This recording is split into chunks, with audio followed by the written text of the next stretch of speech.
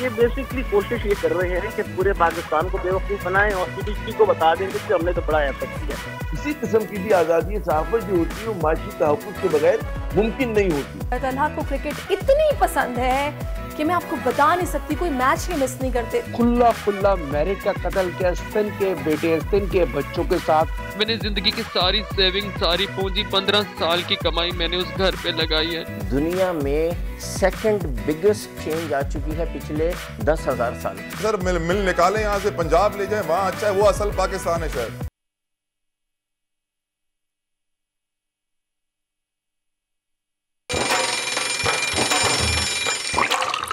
आजकल जिंदगी ही सुबह आउट ऑफ कंट्रोल है, दुनिया बोल है, दुनिया बोल है। अस्सलाम वालेकुम नाजरीन, गुड मॉर्निंग और आपको खुशामदीद कहेंगे अपने प्रोग्राम में। मैं हूं आपके साथ सहरिश जुहेब और मेरे साथ मौजूद हैं one and only Talha Jatoi.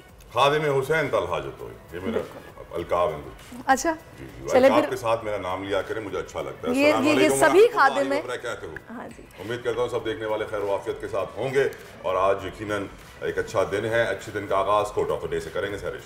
बिल्कुल, मौला अली का कॉल है जो कि हम शामिल करते हैं। कहते हैं कि बुराई को खुद में और अच्छाई को दूसरों में तलाश करो, यही आपकी सबसे बड़ी अच्छाई है। अगर इसको हम जोड़ें कुछ आजकल के तनाजुर के साथ, तो ये जो पॉलिटिकल सिनेरियो इतना गर्म हो चुका है वो ना होता अगर हम इस कॉल पर अमल करते और बजाय इसके कि ब्लेम गेम करते, ये आए इन्होंने बिगाड़ पैदा किया और जो इससे पहले जा चुके हैं उन्होंने बिगाड़ पैदा किया, बजाय इसके कि ये बात होती कि हमसे ये गलतियां हुई हैं, हमारा ये रोड मैप है, ये मंशूर है, नेक्स्ट टाइम ऐसा हो नहीं पाएगा, जो आपको बेहतर लगता है वो करें और कोई मसला ही नहीं, इलेक्शन करवा दीजिए, अवाम की जो राय होगी या अवाम का जो फैसला होगा वो हम सबको कबूल होगा।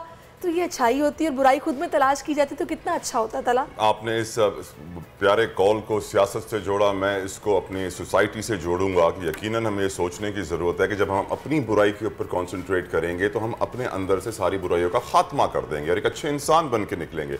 और जब हम दूसरों के अंदर अच्छाइयाँ ढूंढने लगेंगे तो हम उनकी बुराइयाँ दरगुजर कर रहे होंगे, हम उनके बुराइयों पे ऐब के पर्दा डाल रहे होंगे, जिसकी वजह से हमें फ़ायदा होगा, सवाब होगा, अल्लाह राज़ी होगा, हमारी आखिरत बनेगी।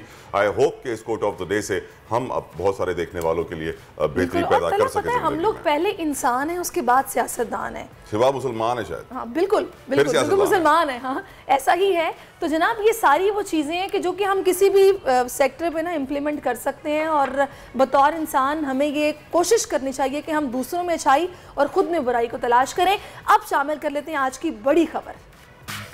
एक ही दिन इलेक्शन और असेंबलियों की तहलील पर हुक्मरान इत्तेहाद और तहरीक इंसाफ में बैठक बेनतीजा ख़त्म हो गई एज एक्सपेक्टेड। क्या मुज़ाकरात में मज़ीद लचक दिखाने की ज़रूरत है? दोनों फरीक़ैन आज अपनी आला क़यादत को एतमाद में लेंगे। 3 मई वर्ल्ड प्रेस फ्रीडम डे, आज़ादी सहाफ़त का आलमी दिन, अरशद शरीफ शहीद के नाम से मंसूब। मारे जाने वाले 167 सहाफ़ियों के लिए इंसाफ का मुतालबा, बोल न्यूज़ और उसके सहाफ़ी निशाने पर रहे। कराची के मैदान में शाहीनों का नया इम्तिहान। तीसरे वनडे में आज पाकिस्तान और न्यूजीलैंड का टाकरा होगा। नेशनल स्टेडियम के अतराफ सिक्योरिटी के सख्त इंतजामात। 5 मैचेस की सीरीज में कौमी टीम को 2-0 की बढ़तरी हासिल है। और क्या एक बार फिर कराची में आटे का बहरान आने को तैयार? फ्लावर मिल्स मालिकान और सिंध हुकूमत में ठन गई। गंदम की सप्लाई मुतासर होने से फ्लावर मिल्स मालिकान ने आज से मिलें बंद करने की धमकी दे डाली। आखिर माजरा है क्या, जानने की कोशिश करेंगे आज के शो में। जनाब अब कुछ ट्रेंड्स की बात करते हैं तो मैं तो खैर अक्सर ये तलहा पढ़ती आई हूँ मुख्तलिफ रिपोर्ट्स के मुताबिक कि PTI में इमरान खान के बाद कोई मकबूल शख्सियत है तो वो मुराद सईद हैं। तो जो पहला ट्रेंड है ट्विटर पर वो भी आई एम मुराद सईद है, ये टॉप ट्रेंड में शामिल है और अब तक तकरीबन 43,000 से ज़ायद सारिफीन इस पर ट्वीट्स कर चुके हैं। कई रिपोर्ट्स भी इस पर आई हैं। पहले पॉपुलैरिटी के हवाले से जो ग्राफ तैयार किया गया तो उसमें मुराद सईद को काफ़ी मतलब सराहा गया या फिर वो टॉप पे नज़र आए हैं इस लिस्ट में तो उनके हवाले से जनाब ये ट्वीट्स किए गए हैं। यकीनन मुराद सईद हमेशा रहते हैं हेडलाइंस में और इस वक्त ट्विटराटीज़ देयर स्टैंडिंग विद मुराद सईद। मुराद सईद वैसे बेसिकली छोटी सी जान के शख्स हैं, लेकिन जिस तरह वो खिताब करते हैं, उनका जोश खिताबत देख कर लोग हैरान हो जाते हैं कि इतनी सी जान में इतना जोश कहाँ से आया। और यकीनन is a very famous politician without a doubt, PTI के एक सीनियर रहनुमा भी हैं। और दूसरा जो हमारा ट्रेंड है जनाब, वो वर्ल्ड प्रेस फ्रीडम 2023 भी शामिल है इस ट्रेंड्स में। और दुनिया भर की तरह पाकिस्तान में भी आज आज़ादी सहाफ़त का आलमी दिन मनाया जा रहा है। सोशल मीडिया पर सारिफीन आज़ादी इजहार राय के हक़ में आवाज़ें बुलंद कर रहे हैं और हज़ारों सारिफीन ने ट्वीट्स किए हैं। यकीनन तला तनकीद की होगी हमारे मुल्क में आज़ादी इजहार राय, मुझे तो नहीं लगता कि जिस तरह वो आप हैप्पी लेबर डे मनाती हैं ना, मजदूरों के लिए करोड़ों रुपए खर्च करके फंक्शंस रखे जाते हैं कि लेबर के साथ ऐसा होना चाहिए, इन मजदूरों के लिए ऐसा करना चाहिए, और होता उनके लिए एंड ऑफ द डे कुछ भी नहीं है। इसी तरह ये world freedom press freedom day है, इस पर बात ज़रूर होगी कि यार सहाफ़ियों को आज़ाद करें, इनको आज़ादी देंगे, जो चाहें बोल सकें, सच का बोलबाला हो, लेकिन सैडली ऐसा होगा नहीं। वर्ल्ड फ्रीडम डे मनाया जाएगा और एंड ऑफ द डे दुनिया उसी तरह कंट्रोल्ड प्रेस के अंडर चलती रहेगी। हम जानते हैं कि फ़लस्तीन के लिए हर कोई आवाज़ नहीं उठा सकता, जो इजराइल कंट्रोल्ड चैनल्स हैं वो फ़लस्तीनियों की आवाज़ नहीं बनते। हम जानते हैं कश्मीर के लिए सिर्फ पाकिस्तान ही आवाज़ उठा रहा है, बाकी पूरी दुनिया के मीडिया को चुप करा दिया जाता है, जबकि जो आवाज़ बननी चाहिए कश्मीरियों के लिए, फ़लस्तीनियों के लिए, वो दुनिया भर के मीडिया में हम नहीं देखते हैं। अफ्रीका के ऊपर ज़्यादा जोर होगा, दूसरे ममालिक के ऊपर ज़्यादा जोर होगा, लेकिन ये जो दो जगह हैं जहाँ पे कब से जंगें चल रही हैं, इनके ऊपर कोई प्रेस ज़्यादा बात नहीं करता। ऐसे वाज़ेह होता है कि फ्रीडम कुछ भी नहीं है, बस नाम का ये दिन है। बिल्कुल है, और अफसोस की बात है, ऐसा होना तो नहीं चाहिए। नहीं, हाँ, अब आगे बढ़ते हैं, कुछ बात कर लेते हैं उसी पॉलिटिकल सिनेरियो की जो कि गर्म है और कहीं से भी कोई लचक का मुजाहरा मुझे तो नहीं लगता कि नज़र आ रहा है। कल जो आखिरी राउंड था उसमें कंसेंसस डेवलप नहीं हो पाया, ज़ीरो नतीजा निकला है जो कि एक्सपेक्टेड था, और वो बातें जो कि ऑलरेडी तयशुदा थी उस पर कह दिया गया जनाब कि वो हमसे, या हमने ये तय कर लिया कि इलेक्शन एक ही साथ होने चाहिए और जो केयर टेकर गवर्नमेंट है उसके अंडर होने चाहिए। तो ये तो सभी को मालूम था, ये पहले की बात है, कोई नई बात बताते तो समझ भी आती। इसी पर बात करने के लिए डॉक्टर यास्मीन राशिद ने हमें ज्वाइन किया है। राइट डॉक्टर साहब, thank you so very much for giving us your precious time. हम बेहद मशकूर हैं आपके कीमती वक्त के लिए। ये बताइए, लग कुछ ऐसा रहा है कि ये सब एक खेल खेला गया है, मुज़ाकरात की एक फॉर्मेलिटी पूरी की गई है ताकि सुप्रीम कोर्ट का हुक्म की तामील हो सके और हम ये रिपोर्ट पेश कर सकें, PTI रिपोर्ट पेश कर सके कि हमने पूरी कोशिश की लेकिन मुज़ाकरात किसी करवट बैठ ना सका। अब भी इलेक्शन डेट के ऊपर कंसेंसस क्रिएट नहीं हुआ है, बस एक ही कंसेंसस क्रिएट हुआ है कि चारों सूबों में एक साथ इलेक्शन होंगे। आप क्या समझती हैं, ये फॉर्मेलिटी के तहत हो रहे हैं मुज़ाकरात या नेक नियति के तहत? देखिए जी, जहाँ तक नीयत का ताल्लुक है, आप भी देख रहे हैं और मैं भी देख रही हूँ, इस वक्त पूरा पाकिस्तान भी देख रहा है कि हालात जो हैं वो पाकिस्तान के किस नहर पे पहुँच गए हैं और ये जानबूझ के इलेक्शन जो है इनको मजीद पोस्टपोन करने की कोशिश कर रहे हैं। कोई ना कोई नया बहाना ही हुज्जत करके ये सब कुछ करते हैं। हम तो बड़ी साफ नीयत के साथ, हम आपको पता है कि इस मुज़ाकरात में गए, क्योंकि मेरा ख्याल है अगर आप ये तारीख देखें पिछले एक साल के अंदर, ये हर बात से तो वापस फिरे। अगर आपको याद हो तो इनके सारे लीडरान ने एक बात ही कही थी कि आप कहते हैं दोबारा इलेक्शन करवाना चाहते हैं तो आप मेहरबानी करके ये करिए कि आप असेंबलियाँ तहलील कर दीजिए। अब आपके सामने हैं जो दोनों असेंबलियाँ तहलील होने के बाद सब अपने बात से वापस मुड़ के चले गए और कोई बंदा जो है वो इलेक्शन लड़ने को तैयार नहीं है। और मैं समझती भी हूँ उनकी मजबूरी, उनको पता है कि जब इलेक्शन होगी तो इंशाल्लाह तहरीक इंसाफ की ने जीतना है। इस डर के मारे वो कोई ना कोई बहाना बनाते हैं और बड़ी तकलीफ हुई मुझे इस बात की कि भाई सारा मुल्क इंतजार कर रहा है। आप एक तरफ 11 पार्टियां बैठ के, और हमारी नीयत के ऊपर किसी को शक नहीं है, आपकी नीयत पे सबको शक है। इसलिए मेरा ख्याल है आपने जो बात शुरू में फरमाई है वो बिल्कुल ठीक है। ये सवाल ये कि हम सुप्रीम कोर्ट को कुछ दिखाना चाहते हैं कि हमने तो पूरी कोशिश की। तो वो जिस तरह बात कह रही थी कि भाई ये तो बात सबको पता है, सब चाह रहे हैं कि इलेक्शन एक ही दफे हो, नेशनल असेंबली और प्रोविंशियल असेंबली का, और प्रॉपर एक अच्छी केयर टेकर गवर्नमेंट की तरफ से। अच्छा, तो कोई ऐसी नहीं डॉक्टर साहब, एक चीज़ जो कि मुझे थोड़ी सी अलग सी लगी, मैं चाहूँगी उस पर आपकी राय आप ज़रा बताइएगा कि ये लोग ये भी कह रहे हैं कि हम आपस में ये बात भी तय कर रहे हैं कि नताइज जो भी निकलेंगे उसको दोनों जानिब से कबूल किया जाएगा। ये बड़ा डाउटफुल सी बात है क्योंकि कि सभी को पता है कि अवाम की इस वक्त राय क्या हो सकती है, कौन सी जमात पॉपुलर है। ये जो कहा गया है इसके पीछे क्या वजह हो सकती है? क्योंकि आपको ये भी पता है केयर टेकर गवर्नमेंट वो भी पार्शियस दिखाई दे रही है, दिन में मुज़ाकरात करते हैं, रात में रेड्स करते हैं, आपको भी पता है। और फिर जो चीफ इलेक्शन कमिश्नर है उनके हवाले से भी तहफ़्फ़ुज़ात आप लोगों के किसी से ढके छुपे नहीं है। तो ये कहना ऐसे टाइम पर कि भाई जो भी नताइज निकलेंगे वो मानने हैं, ये मेरा ख्याल है वो कहते हैं ना, इसको आई वॉश कहने वाली बात होती है, जो लफ्ज़ इस्तेमाल करना चाहिए आई वॉश ही है। ये बेसिकली कोशिश ये कर रहे हैं कि पूरे पाकिस्तान को बेवकूफ़ बनाएं और सीबीसी को बता देंगे कि हमने तो बड़ा एफर्ट किया। This is what I feel, मेरा पर्सनल ओपिनियन है। और मुझे दुख इस बात का होता है कि इस वक्त पाकिस्तान के जो हालात होने में हैं, तो अल्लाह के वास्ते मैं तो कई दफ़ा कहती हूँ खुदा का खौफ करें कि इस वक्त क्यों आपने पाकिस्तान के हालात इतने ख़राब कर दिए और ऐसी कौन सी डिमांड कर दी है तहरीक इंसाफ ने। तहरीक इंसाफ ने इतनी बात कही है कि भाई इलेक्शन करवा दें, इसमें कौन सा गलत काम किया? फिर कॉन्स्टिट्यूशन को हम फॉलो कर रहे हैं। वो जितने जजेस से आप पूछिएगा वो सब कहते हैं 90 दिन के अंदर अंदर इलेक्शन हो जानी चाहिए। 14 मई सर पे आ गई है, हम तो इलेक्शन की खैर तैयारी कर ही रहे हैं, हमारी तरफ से तो हर किस्म की तैयारी मुकम्मल है और हमने आपको पता है टिकट तक दे दिए हैं अपने सारे जो कंटेस्टेंट्स हैं उनको। तो इस वजह से हमारी नीयत पे तो किसी को शक नहीं होना चाहिए, इनकी नीयत पे हमें ज़रूर शक है क्योंकि ना तो इन्होंने अपने लेकिन ऊंट किस करवट बैठेगा मैम, ये बता दें बस। देखिए मेरा ख्याल है कि आप और हमें तो पाकिस्तान के साथ जो हमदर्दी रखते हैं, हम सारों को कोशिश करनी चाहिए कि ये इलेक्शन हो जाए। ऊंट किस करवट बैठेगा ये तो इनकी नीयत। वो तो अमेरिका की तरफ से मैम प्रेशर आ गया है कि अब इलेक्शन होने चाहिए और आइन की बालादस्ती होनी चाहिए। ये मैंने तो यही कहा ना कि अब अमेरिका की तो बात छोड़िए, इंटरनेशनल मीडिया सारा का सारा इस वक्त इनको बुरा भला कह रहे हैं कि भाई क्या कर रहे हो, आप ह्यूमन राइट्स की इतनी पामाली कर रहे हो, आप क्यों नहीं इलेक्शन होने दे रहे। और फिर सबसे बड़ी बात है कि जी वही वाली बात है, मेरी तो इनकी नीयत तो मुसलसल इसलिए शक है, करना तो नहीं चाहिए, इंसान कोशिश करता है कि बेहतरी हो। वही वाली बात, भाई दिन में तो तुम हमारे साथ बात करो और रात को रेट करो। अच्छा डॉक्टर साहब एक चीज़ और भी है, आखिरी सवाल है मेरा आपसे, ये कहिएगा ये जो डिलेइंग टैक्टिक्स है, ये जो टाइम गेन किया जा रहा है और ये कहा जा रहा है कि इलेक्शन अक्टूबर तक ले जाए जा सकते हैं, दरमियान में बजट भी आना है, कुछ ऐसी खबरें भी गर्दिश में हैं कि कोशिश ये की जाएगी ना खेलेंगे ना खेलने देंगे, IMF से ऐसा प्रोग्राम तय कर लिया जाएगा कि वो आगे चल ना सके मुल्क और परेशानियां रहें जो भी नई गवर्नमेंट बने, क्योंकि ये तो इन्हें पता है कि इलेक्शंस में ये उस तरह जीतने वाले नहीं अक्सरियत के साथ। कुछ ये मकासद भी, इंटेंशंस क्या देख रही हैं आप? देखिए जी, मकासद तो बहुत हद तक आपके सामने है।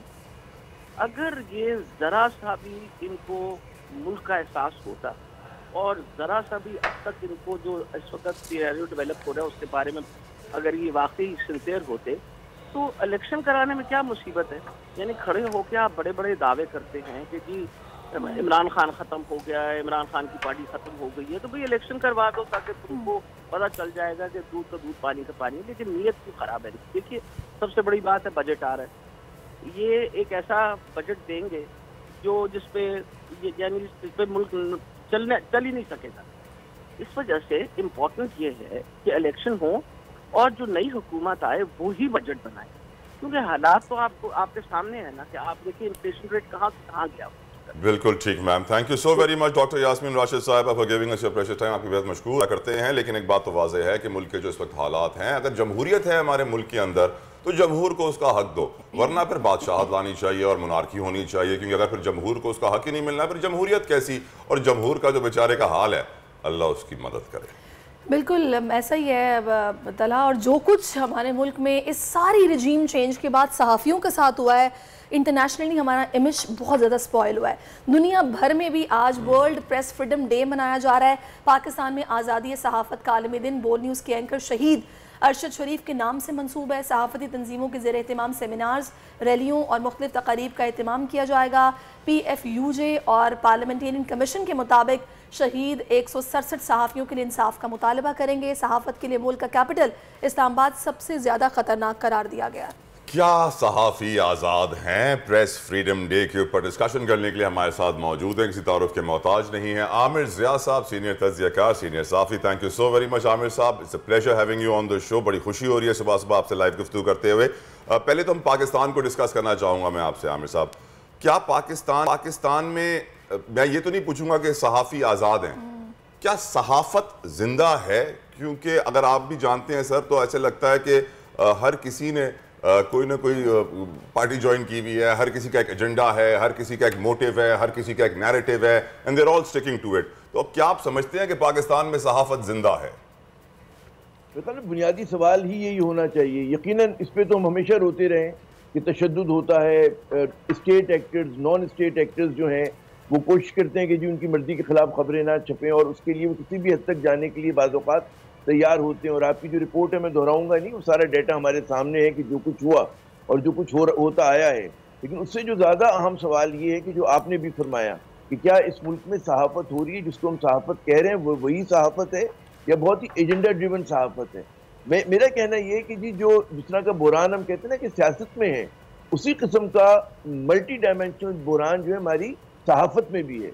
और उसमें यकीनन एक तो ज़ाहिर के सबको इतराज़ होता है कि बड़ी सब्जेक्टिव ओपिनियनेटेड, बड़ा जिसमें नुक्ता नज़र गालिब होता है, उस तरह की हमारी यहाँ जर्नलिज्म हो रही है, इसमें कोई शक व शुबा नहीं होना चाहिए।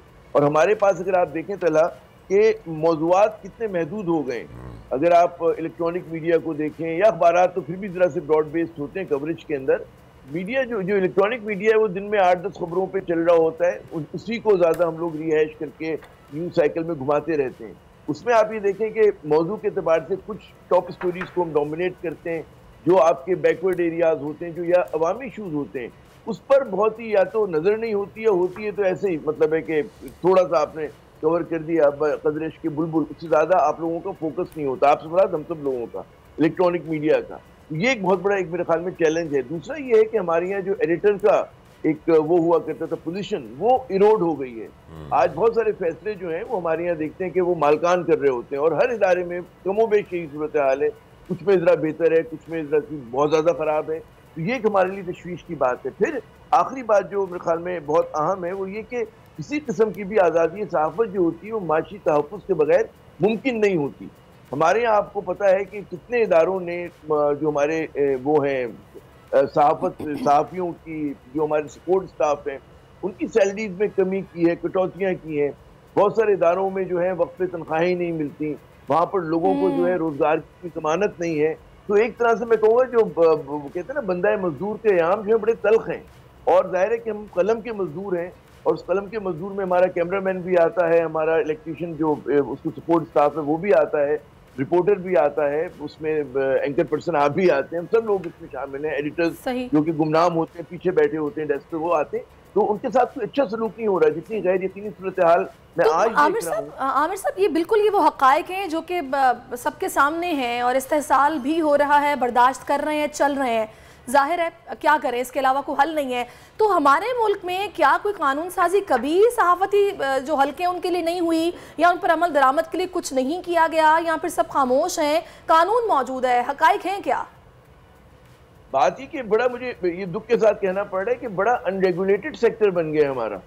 मतलब है इस पर कोई रेगुलेशन अप्लाई नहीं हो रही है, और उसमें मतलब है कि जो भी सलूक हो रहा हो लोगों के साथ उसकी इजाज़त है। उसी तरह आपके डिफेमेशन लॉज और वो जो कहते हैं लाइबल लॉज इस मुल्क में उसके खिलाफ नहीं होता।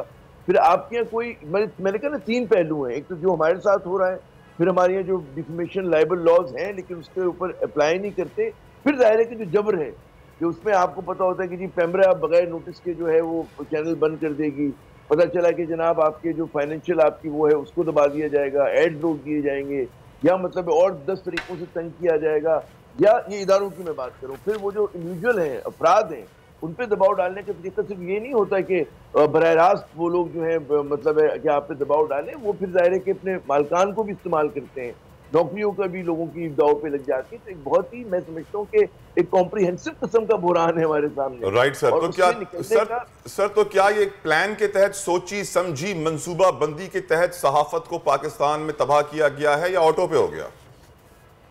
मतलब इसमें कसूर जो है मतलब है जाहिर है कि उन लोगों का भी है कि जो साहिब इख्तियार हैं, कुछ कसूर जो है हमारे अपने इंडस्ट्री के लोगों का भी है।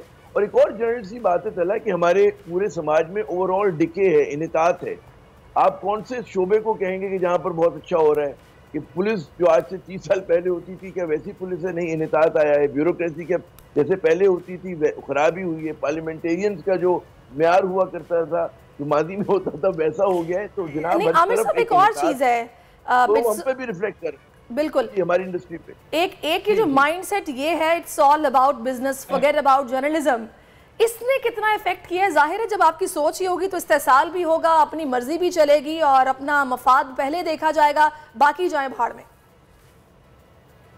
जी बहुत अहम, ये भी मैं समझता हूँ कि अहम तरीन सवाल है कि जब आप जो है देखिए जर्नलिज्म जो लोग आते हैं, एक ज़माने में आया करते थे, तब भी आते हैं जो नौजवान हैं, तो उनका होता है कि जी we are going to tell, कहते हैं ट्रूथ टू द पावर। हम जो है मतलब हक़ाइक़ की बात करेंगे, हम जो है सहाफ़त के ज़रिए अपने समाज की, अपने मुल्क की खिदमत करेंगे। लेकिन क्योंकि अब एजेंडा ड्रिवन जो है सहाफ़त, उसमें मतमय नज़र बिजनेस है। टीवी पे आपकी टारगेट होता है कि जी आई बॉल्स कैप्चर करना है। सोशल मीडिया ने जो है आपकी जो मेन स्ट्रीम मीडिया को बहुत ज़्यादा अंडरमाइन कर दिया, इसलिए कि सोशल मीडिया पे सनसनीखेज़ी बहुत ज़्यादा है, वो अनफिल्टर्ड चीज़ आ रही है। और हमारे यहाँ जितनी आप एक्सट्रीम पोजीशन लेके बात करेंगे उतना ही ज्यादा जो है आप आई बॉल्स। आमिर साहब एक वक्त कम है, सवाल मेरे पास बहुत हैं। सर ये बताइए, इंटरनेशनल प्रेस के ऊपर एक सवाल आपसे पूछना चाहता हूं कि क्या वजह है कि पैलेस्टाइन का केस हो या कश्मीर का केस हो तो इंटरनेशनल मीडिया पे उसको इतना हाईलाइट नहीं किया जाता जितना अफ्रीका को किया जाता है? What do you think sir? उसकी वजह बिल्कुल देखिए ना, इजराइल का जो है क्लाउड हमें पता है कि मगरिब में क्या है, और इजराइल के क्लाउड से मुराद ये होता है कि जो अमेरिका के top of the line journalist है, मैं उनकी उसके सिंसेरिटी पे डाउट नहीं कर रहा, many of them are very professional, बहुत ज़बरदस्त सहाफ़ी हैं, लेकिन उनका आपको पता है कि उनका जो बैकग्राउंड है वो ज्यूज़ हैं वहाँ पर ना। और ये कोई मैं साजिश के तहत नहीं कर रहा, वो उस तरह की कौम है, ज्यूज़ के पढ़े लिखे लोग हैं, ज़हीन लोग हैं, तो वो अपने आप को अच्छी तरह से पेश कर देते हैं। उन्हें स्टोरी टेलिंग का आर्ट आता है, चाहे वो फिल्म हो चाहे मीडिया हो। इसी तरह भारत जो है इकोनॉमिक फाइनेंशियल क्लाउड इस्तेमाल कर रहा है जिसकी वजह से हमारी बातों को सुना नहीं जा रहा। फिर हम लोग जो है खुद भी इतनी गलतियां करते हैं, हमारी पॉलिसीज पे कंसिस्टेंसी नहीं होती। हम जो करते हैं बात ही कि हम अगर मजबूती से कश्मीर पे बात नहीं करेंगे अपने कौल और अमल में, दूसरा पराया क्यों करेगा हमारे लिए बात?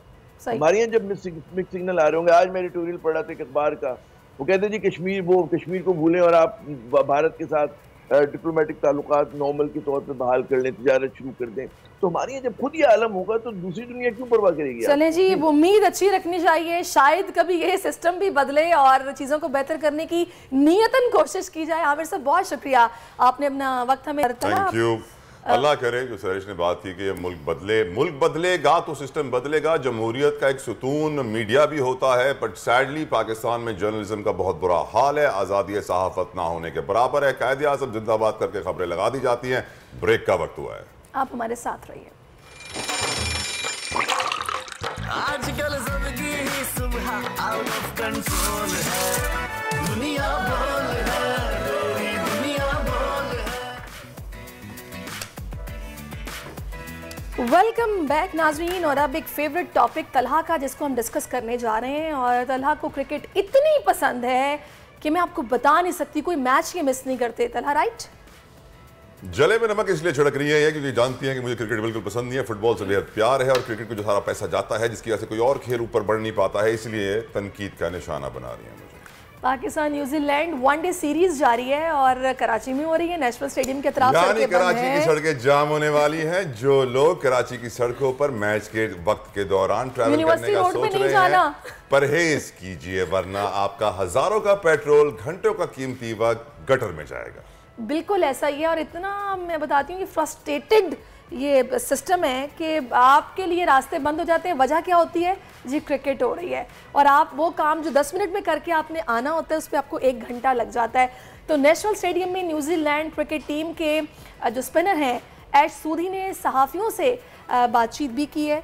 और उन्होंने क्या बातचीत की? गैर रस्मी बातचीत थी। उन्होंने कहा कि सीरीज़ और आईपीएल से कीवी प्लेयर्स की वर्ल्ड कप के लिए ज़बरदस्त तैयारी हो रही है। एश सूदी ने सकलैन मुश्ताक से मुतालिक सवाल पर गुफ्तगू करते हुए कहा कि सकलैन मुश्ताक जैसे स्पिनर की ड्रेसिंग रूम में मौजूदगी हमारे लिए फ़ायदेमंद साबित हो रही है। लेकिन फ़खर जमान के 180 रन, चले मैं क्रिकेट से इतना प्यार नहीं करता, लेकिन अगर कोई हमारा खिलाड़ी ऐसा परफॉर्म करे तो उसे याद ज़रूर रखता हूँ और मुझे उम्मीद है कि आज ही फ़खर जमान कुछ कमाल करेंगे सैरिश मैच में। चलें जी, अल्लाह करें। साजिद खान साहब इस वक्त हमें ज्वाइन कर चुके हैं, क्रिकेट एक्सपर्ट हैं, उनसे जानते हैं कि फ़खर जमान आज कमाल करेंगे या नहीं करेंगे, वो क्या एक्सपेक्ट कर रहे हैं।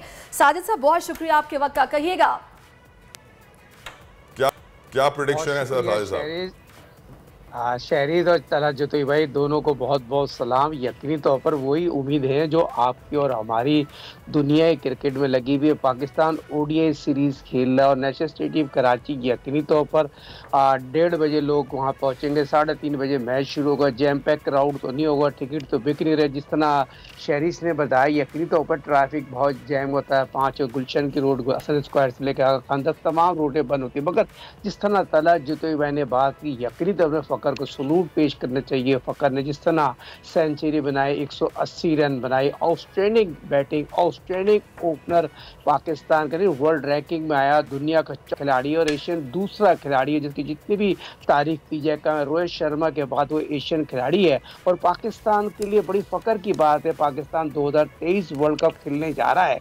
फ़कर यकीनी तौर पर क्वालिटी प्लेयर है, बाबर क्वालिटी प्लेयर। क्या पाकिस्तान क्रिकेट टीम में चचा इफ्तिखार को कम बैक करा रही है? सिंध के लड़कों के साथ नाइंसाफ़ी होगी क्या? रिजवान साहब ये कब तक ये करते रहेंगे? हमें 4 नंबर पे मौका नहीं मिलेगा। रिजवान साहब आप पाकिस्तान क्रिकेट टीम में 2020 के प्लेयर हैं और यकीनी तौर पर अब मान रहे हैं। ओडीआई में 54 ओडीआई आपने खेले, उनकी कारकर्दगी उस तरह की नहीं है जिस तरह की होनी चाहिए। खुला मेरिट का कत्ल किया सिंध के बेटे, सिंध के बच्चों के साथ। अगर मैं सरफराज की बात करूँ, शोर सकूल की बात करूँ, तो इनके साथ खुला मेरिट है। ना मैनेजर सिंध का है, ना कोच सिंध का है, सारे लोग वहां से यहाँ तक कि एम्पायर भी सिंध का नहीं है। यह मुझे बताइए। और कराची में मैच हो रहा है, एक बंदा भी कराची के लिए तो हो, हम तो वो को रखते हैं। पाकिस्तान क्रिकेट टीम है, पाकिस्तान टीम कहाँ की है मुझे बताइए।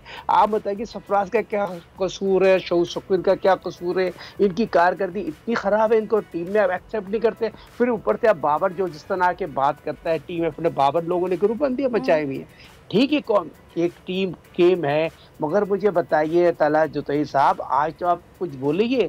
आप मुझे बताइए सिंध के लड़कों के साथ कब इंसाफ खत्म होगा? हमने आवाज़ उठाई, मंसूर राना को मैनेजर चलो हट गया, और दूसरी आप मुझे बताइए मैनेजर आ रहा है वो इस्लामाबाद का आ रहा है, एनालिस्ट आ रहा है इस्लामाबाद का आ रहा है। तो कराची में लोग चले गए, कराची के डोमिसाइल के फाड़ के फेंक देंगे हम लोग।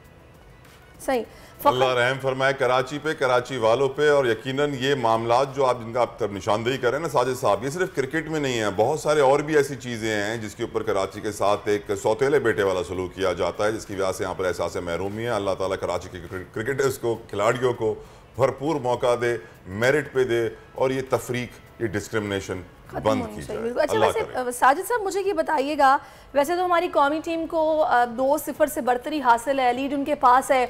आप क्या प्रेडिक्ट कर रहे हैं आज के मैच को लेकर जो 3:30 बजे शुरू हो रहा है? मेहमानों को जीतने दे साजिद भाई, हम भी मेहमान नवाज लोग हैं। देखिए बहुत इंपॉर्टेंट है, अगर हम शक्ल मुश्ताक का जिक्र ना करें, खुली ज्यादती कि 2 साल इसने पाकिस्तान क्रिकेट टीम में मेहनत की, टॉप लेवल टीम लेके एशिया कप का फाइनल खेला, वर्ल्ड कप का फाइनल खेला, टॉप कोच पाकिस्तान ने दूध में खई की तरह निकाली। उसका कसूर ये और रमीज राजा के साथ खड़ा रहा, ये ज्यादती की आपने, उसके साथ जुल्म किया, उस ऐसे क्रिकेटर के साथ। उसका फायदा न्यूजीलैंड की टीम ने उठाया और 2020 में पाकिस्तान को सीरीज हराई। सी टीम आई थी न्यूजीलैंड की, मगर शक्ल मुश्ताक ने आउटस्टैंडिंग कोचिंग की, उसका फायदा न्यूजीलैंड के बॉलरों को हुआ, उनकी टीम को वो मोटिवेट किया। ऐसे लोग पाकिस्तान में मौजूद है, मगर दूसरे लोग उससे फायदा उठाते हैं। हमारे लोग अपने लोगों को कोच नहीं लाते। हमारे बताइए लैपटॉप कोच जो आ गए हैं, डायरेक्टर बन चुके हैं, वो क्या कोचिंग करेंगे? जो ग्राउंड में नहीं होंगे वो कोचिंग क्या करें? जिस बंदे ने टीम को खड़ा किया 2 साल में, आज फ़कर की बात करूं, बाबर की बात करूं, शदाब की बात करूं, कितने लड़कों की बात करूं, सबको शक्ल मुश्ताक में मोटिवेट किया। मगर वही मसला है, उस बंदे ने खड़ा रहा रमीज राजा के साथ। जब क्रिकेट बोर्ड चेंज होता है तो ये चीज़ें आपको फेस करनी पड़ती है, मगर ये चीज़ें नहीं होनी चाहिए। नजम सेठी साहब, खुदा के वास्ते मुल्क के लिए सोचें। तो साजिद साहब बिल्कुल ठीक कह रहे हैं, Asia cup around the corner है, अब आई थिंक सितंबर में होने जा रहा है। कितना मतलब पॉलिश हो रहे हैं प्लेयर्स ये सीरीज खेलकर? आपको क्या लग रहा है, तैयारी हो रही है उनकी? नामुमकिन 3 साल में आपने 12 ओडीआई मैच खेले, सिर्फ 2020 आपने खेला है। 2020 की टीम है, ओडीआई की टीम तो आपने है नहीं। वाइट बॉल में 50 ओवर की क्रिकेट खेलनी है, एशिया कप 50 ओवर का होगा और वर्ल्ड कप 50 ओवर का होगा। पाकिस्तान क्रिकेट के 72 सारा चीफ सिलेक्टर हारून रशीद सिफारिश पे होंगे। अगर यासिर हमीद जैसे लोग होंगे और समी जैसे लोग होंगे, उनको नजर नहीं आ रहा क्या टीम सिलेक्ट करनी है? आप मुझे बताइए, एशिया कप अपने खेलने जाएंगे 30 लड़के में, आपने मुझे बताइए सिंध का कोई लड़का नहीं है। एशिया कप का आपने जिक्र किया एशिया कप 2016 में भी हुआ था, इंडिया में होना था, मगर वो दुबई और शारजा में हुआ। आप मुझे बताइए, दुनिया की हिस्ट्री को उठा के देख ले, पाकिस्तान इंडिया के मैचेस होते हैं, टीवी राइट भी उसी पे आएगा जब पाकिस्तान इंडिया के मैच होगा। और इस एशिया कप में भी ये स्पॉन्सर ने वाज़ेह तौर पर कहती है पाकिस्तान इंडिया के मैच 2 होंगे तो हम टीवी राइट देंगे। मैं आपको खबर ब्रेक कर दूं, ये एशिया कप दुबई शारजा में होगा, पाकिस्तान में नहीं होगा। और वर्ल्ड कप इंडिया में होगा या वो भी दुबई में जाएगा? 100% इंडिया में होगा और हम इंडिया में जाकर इंडिया को हराएंगे। हमारी टीम बहुत अच्छी है, हमें बैक करना चाहिए, हमारी पाक फौज। लेकिन साजिद भाई, ये तो आपने दिल तोड़ने वाली बात कर दी कि एशिया कप पाकिस्तान से दुबई जा रहा है और वर्ल्ड कप इंडिया में ही होगा, फिर तो ये तो दिल टूटेगा बहुत सारे शायकीन क्रिकेट का। देखिए, ये कोई बात नहीं, आईसीसी इवेंट है, आईसीसी से हम कैसे अगेंस्ट जा सकते हैं? आप मुझे बताइए, अगर इस तरह की अगर बात हम करें, पॉजिटिव बात करें ना, देखिए वर्ल्ड कप हम खेलने जाना है, हमने उनके घर में जाके हराना। जैसे 2010 में हमने सेमीफाइनल खेला था, कुछ वजूहत की वजह से, गिलफ्ट की वजह से हम सेमीफाइनल नहीं जीत सके, मगर 2023 में हम इंडिया को हराने की पूरी सलाहियत रखते हैं। जैसे मैंने पहले भी कहा था, पाकिस्तान, ऑस्ट्रेलिया, इंग्लैंड और इंडिया 4 टीमें 4 में नजर आएंगी, मगर पाकिस्तान क्रिकेट टीम को इंडिया में जाकर इंडिया को हराने के जो मजे आएंगे ना, वो मैं बयान नहीं कर सकता। अल्लाह हम सबको मजे दिखाए, अल्लाह हम सबको मजे दिखाए। लेकिन एक मेरा सीरियस इंपॉर्टेंट सवाल ये है कि साजिद साहब, जब मेरिट का कत्लेआम हुआ, जिस तरह हम जिक्र कर रहे थे, कराची के खिलाड़ियों को मौका नहीं मिलता और डिस्क्रिमिनेशन, तफरीक का शिकार हो जाते हैं, तो फिर जो इस वक्त बच्चे क्रिकेट की तैयारी कर रहे हैं कि हम अपने मुल्क के लिए खेलेंगे, कराची के अंदर कितनी अकेडमीज़ हैं, मोइन खान अकेडमी है, ये अकेडमी है, वो अकेडमी है, हज़ारों की तादाद में बच्चे यहाँ पर प्रैक्टिस कर रहे होते हैं, सेशन कर रहे होते हैं कि हम बड़े होकर पाकिस्तान की टीम में जाएंगे और नेशनल टीम को रिप्रेजेंट करेंगे।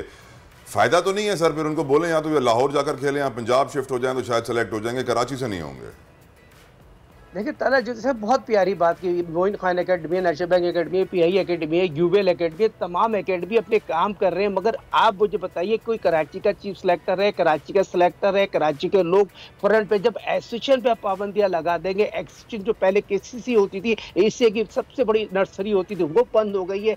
जब से पाकिस्तान क्रिकेट बोर्ड में डिपार्टमेंट हुए, कराची के खिलाड़ी बेरोजगार हो गए। मैं ये समझता हूँ कराची का डोमिसाइल रखना कि हमारा जुर्म है। मुझे बताइए, 2015 वर्ल्ड कप खेला, 2019 वर्ल्ड कप में 34 नंबर पे टीम को फिनिश किया, वर्ल्ड क्लास विकेट कीपर है, 51-52 टेस्ट मिले, यही नेशनल स्टेडियम कराची था, 300 रन बनाए सरफराज ने, दूध पे मक्खी की तरह ओडीआई उसको निकाल के फेंक दिया, उसका ताल्लुक ये कराची का डोमिसाइल है। कोई पूछने वाला ओडीआई में डिजर्व करता है? जो रिजवान जो बात कर रहा है, रिजवान को बोले बहुत साफ को आदमी है, बोले सरफराज को खिलाएं, 2 ओडीआई में रेस्ट करता हूँ, सरफराज में दूध और पानी पता चल जाएगा, उसके बाद बात करना छोड़ दूंगा अगर सरफराज 2 मैच में 200 ना बनाए ओडीआई में। नेशनल स्टेडियम कराची में रिकॉर्ड बहुत अच्छा है। और जिस तरह शहरी ने बात की, आज पाकिस्तान को पहले बैटिंग करना चाहिए, पहले, क्योंकि 2 दफा आपने पहले सेकंड बैटिंग करते हुए मैच जीत लिया है, क्योंकि पाकिस्तान सी टीम के खिलाफ 350 और 400 रन बना सकता है। फकर बहुत फॉर्म में, बाबर बहुत फॉर्म में, तो मैं समझता हूँ। लेकिन मसला ये ना साजिद साहब, डिप्लोमेसी हर इदारे में है, हर शोबे में है और इस्तेसाल होता है। और जिस तरीके से आपने जिक्र किया अभी सरफराज का कराची से ताल्लुक़ होने पर, अगर पीछे किया जाता है तो ये बड़े अफसोस की बात है। न जाने क्यों इन चीज़ों को नहीं देखा जाता है, या कोई ऐसा चेयरमैन आए जो कि ख़ास तौर पर इन चीज़ों का ख्याल रखे, लेकिन नहीं ऐसा होता। बड़े अफसोस की बात है। मुझे ये बताएगा कि ये जो भी पिंडी की जो स्टेडियम था, पिच थी, हाई स्कोरिंग इनकाउंटर्स थे, अभी आपको क्या लग रहा है, कराची की पिच की रिपोर्ट क्या है आपके ख्याल में? यहाँ भी हाई स्कोर होगा? बिल्कुल शहरी, बहुत इंपॉर्टेंट सवाल किया। नेशनल स्टेडियम कराची यकीनन टॉस बहुत इंपॉर्टेंट होगा, जो भी टॉस जीतेगा 3:30 बजे पहले बैटिंग करने को तरजीह देगा। और नेशनल स्टेडियम जो पेज नंबर 1 पर जो मैच खेला जाएगा, इस पे आपको सीम भी मिलेगा, ब्रेक भी मिलेगा और बैट्समैन को रन बनाने के पूरे मौके मिलेगा। 3.5 घंटे का जो प्ले है 300 बॉलों में, मुझे इस पिच पे 350 पौने 400 रन नजर आते हैं। मगर पाकिस्तान टीम को मैं एडवाइस दूंगा, पहले बैटिंग करे, लंबा स्कोर लगाए। पाकिस्तान के बैट्समैन बहुत फॉर्म है, मगर आप मुझे बताइए शाहीन शाह आफरीदी क्या बॉलिंग कर रहे हैं, हारिस क्या बॉलिंग कर रहे हैं, ज़बान बॉलिंग इंप्रूव करने की जरूरत है, इसमें कोई शक नहीं है। साजिद साहब, शहरी बहुत इंपॉर्टेंट आपने सवाल किया, आपकी बॉलिंग मैच जिताती है। शाहीन शाह अफरीदी साहब कहाँ चले गए? उनकी सुसन की लॉबी बनाने में लगे हुए, शादी की तैयारियों में लगे हुए। बिल्कुल प्लाटो की एड में ज्यादा पसंद कर रहे हैं वहां ना सर। यार देखें, अब मुझे बताइए 10 ओवर तो आप आपके शहनशाह अफरीदी बॉलिंग करना भूल गया। जो बंदा अपनी बॉलिंग पे कंट्रोल ना कर सके, 2 ओवर बहुत अच्छा करता, आखिरी के 2 ओवर में बॉलिंग करना भूल जाता। मैंने हमेशा बात की भाईजान वसीम अकरम के आप फायदा लें, खिदमत लें, 1100 विकेट हासिल किए, उससे पाकिस्तान के बॉलर सीखना नहीं चाहते, दूसरे मुल्क के बॉलर सीखना चाहते। आज भी पाकिस्तान को वर्ल्ड कप जीतना ही, जितने भी फास्ट बॉलर हैं इनको वाइड बॉल पे एक बड़े ग्रेटेस्ट फास्ट बॉलर वसीम अकरम, शोएब अख्तर, आकिब जावेद से सीखना चाहिए। बिल्कुल सीखना चाहिए। साजिद भाई गुज़िश्ता रात में बड़ा देर से सोया। आर्सेनल चेल्सी का क्या मैच हुआ है। पहले हाफ में आर्सेनल ने 3 गोल मार दिया और फिर चेल्सी ने दूसरे हाफ में 1 गोल मारा। क्या मजेदार फुटबॉल का मैच था सर। अगली बार इंशाल्लाह आपसे हम फुटबॉल डिस्कस करेंगे। Thank you so very much Sajid भाई, अल्लाह आपको खुश रखे। वैसे आर्सेनल प्रीमियर लीग के नंबर 1 आ गया है, उसके बाद मैनचेस्टर सिटी है, उसके बाद न्यूकासल है, फिर मैन यूनाइटेड है। तो यकीनन फुटबॉल बड़ा अच्छा खेला है सरिश, और मुझे बड़ी उम्मीदें हैं कि एक दिन आएगा। हॉकी से तो हम निकल गए हैं, वर्ल्ड कप से क्वालिफाई नहीं कर पाए हॉकी के लिए, लेकिन फुटबॉल का एक दिन आएगा क्योंकि बच्चे बड़ी मेहनत कर रहे हैं इंटरनेशनल फ्रंट पे। बिल्कुल ऐसा ही है। गो के हमारे मुल्क में इस तरह फोकस्ड नहीं है, लेकिन ये है कि बच्चों को बड़ा पसंद है। इंटरनेशनल मैचेस देख के काफी वो दुनिया का मशहूर और मकबूल तरीन खेल है फुटबॉल। बिल्कुल।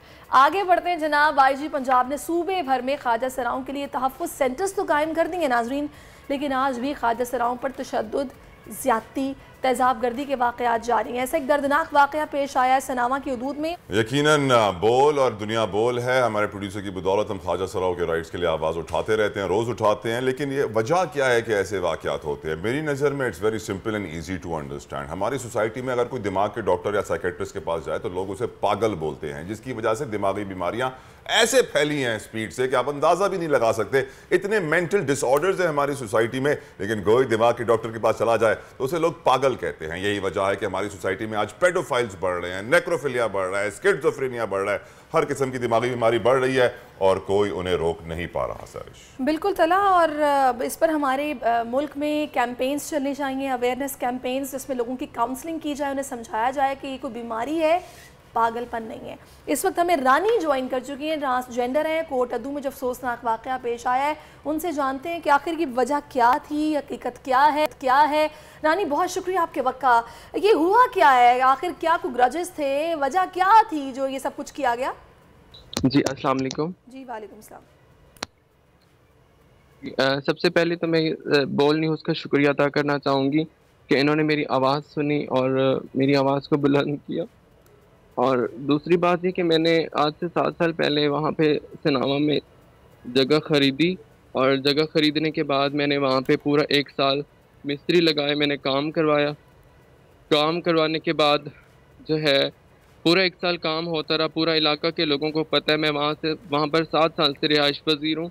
फिर उसके बाद वहाँ पर मेरे वालिद साहब को फालिज हुआ, मैं मुल्तान गई, उसके बाद उन्होंने पीछे से कब्ज़ा कर लिया, मुझ पे तशद्दुद किया। मैं जब गई वापस, मुझे मारा पीटा, मेरे से ज़्यादती की। ज़्यादती करने के बाद जो है ये मामला आते हैं। आज 2 महीने हो गए हैं, मैं दर दर की ठोकरें खा रही हूँ। ये राजपूत कहलवाते हैं कि हम लोग राजपूत हैं, और वहाँ के इलाका के लोग कहते हैं कि ये मरवान कौम है। ये कौन सी कौम है, क्या है, मुझे नहीं पता।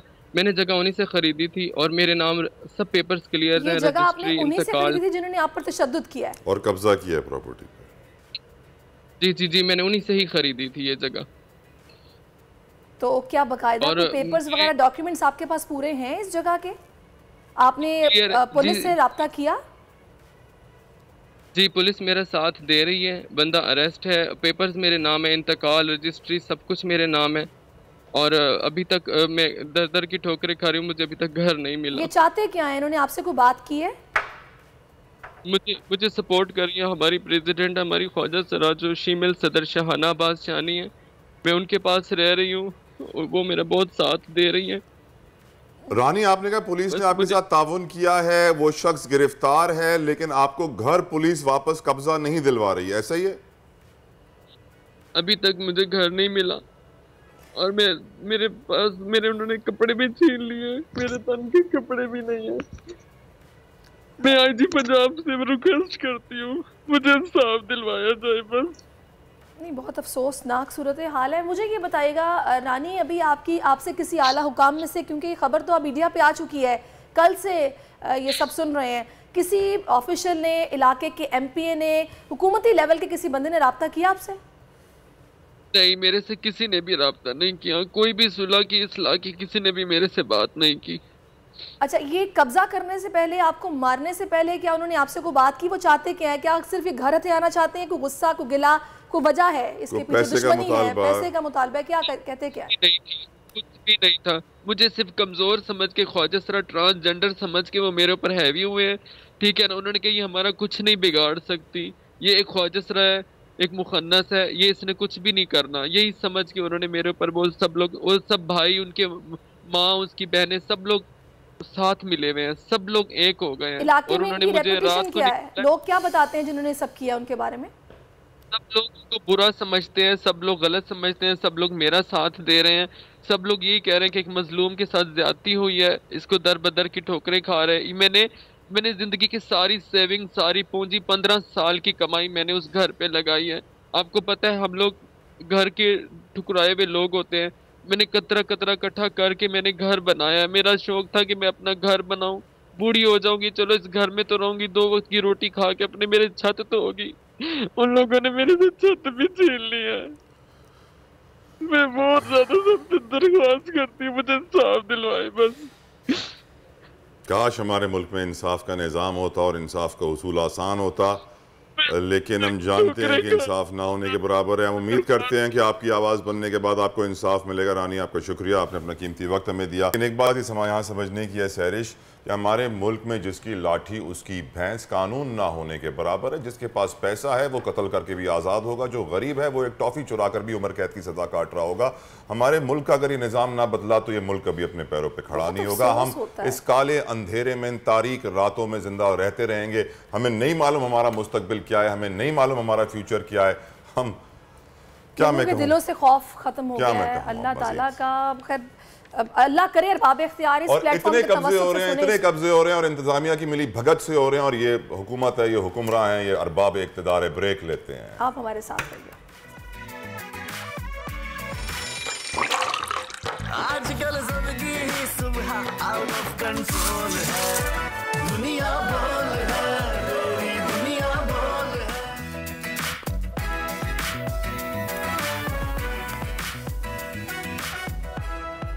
वेलकम बैक नाजरीन, और बड़ी ज़बरदस्त मेहमान हमारे साथ स्टूडियोज़ में मौजूद है। मैं उनका तारुफ आपसे करवाऊंगी। राहिद अफजाल साहब हमारे साथ मौजूद हैं। He is an educationist, psychologist, और हम डिस्कस करने जा रहे हैं तालीमी मयार और हमारे लोगों का जहनी मयार। क्योंकि राहिद साहब, मेरी एक पर्सनल मेरा ओपिनियन है, I can be right, you can agree or disagree with मी।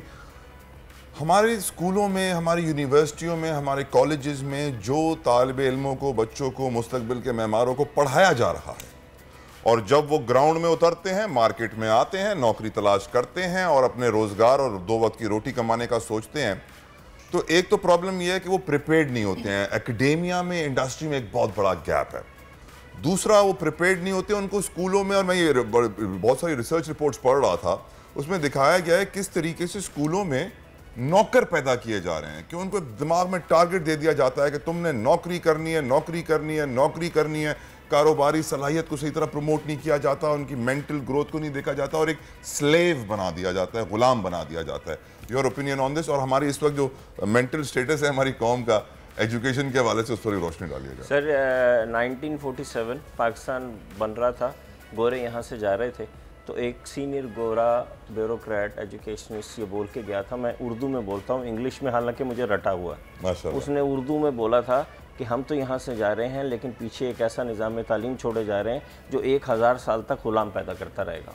क्या बात है, यानी गुलाम दर गुलाम दर गुलाम, और आज भी हम अंग्रेज़ों के गुलाम, और तालीमी निज़ाम ने भी हमें मज़ीद गुलाम बना दिया। एक्चुअली सर गोरे ने कैलकुलेट किया था कि मुसलमानों ने हिंदुस्तान पे कोई 750-800 साल हुकूमत की है, तो उसका 1000 साल का प्रोग्राम था, उनकी किताबों में लिखा हुआ है कि हम मुसलमान से इतने तो बेहतर हैं कि हम 1000 साल हुकूमत कर लें। जब सेकंड वर्ल्ड वॉर हुई है और उन्हें छोड़ना पड़ा, तो वो छोड़ के नहीं गए, उन्होंने पीछे वो सारी चीज़ें प्लेस कर दी, जाल बिछा दिया, जिसके बाद वो वहाँ बैठ के हम पे हुकूमत कर सकें। और उसमें से एक टूल जो था वो निज़ाम तालीम था कि रट्टा लगा के थिंकिंग स्किल्स के बगैर लोग पैदा होते रहें।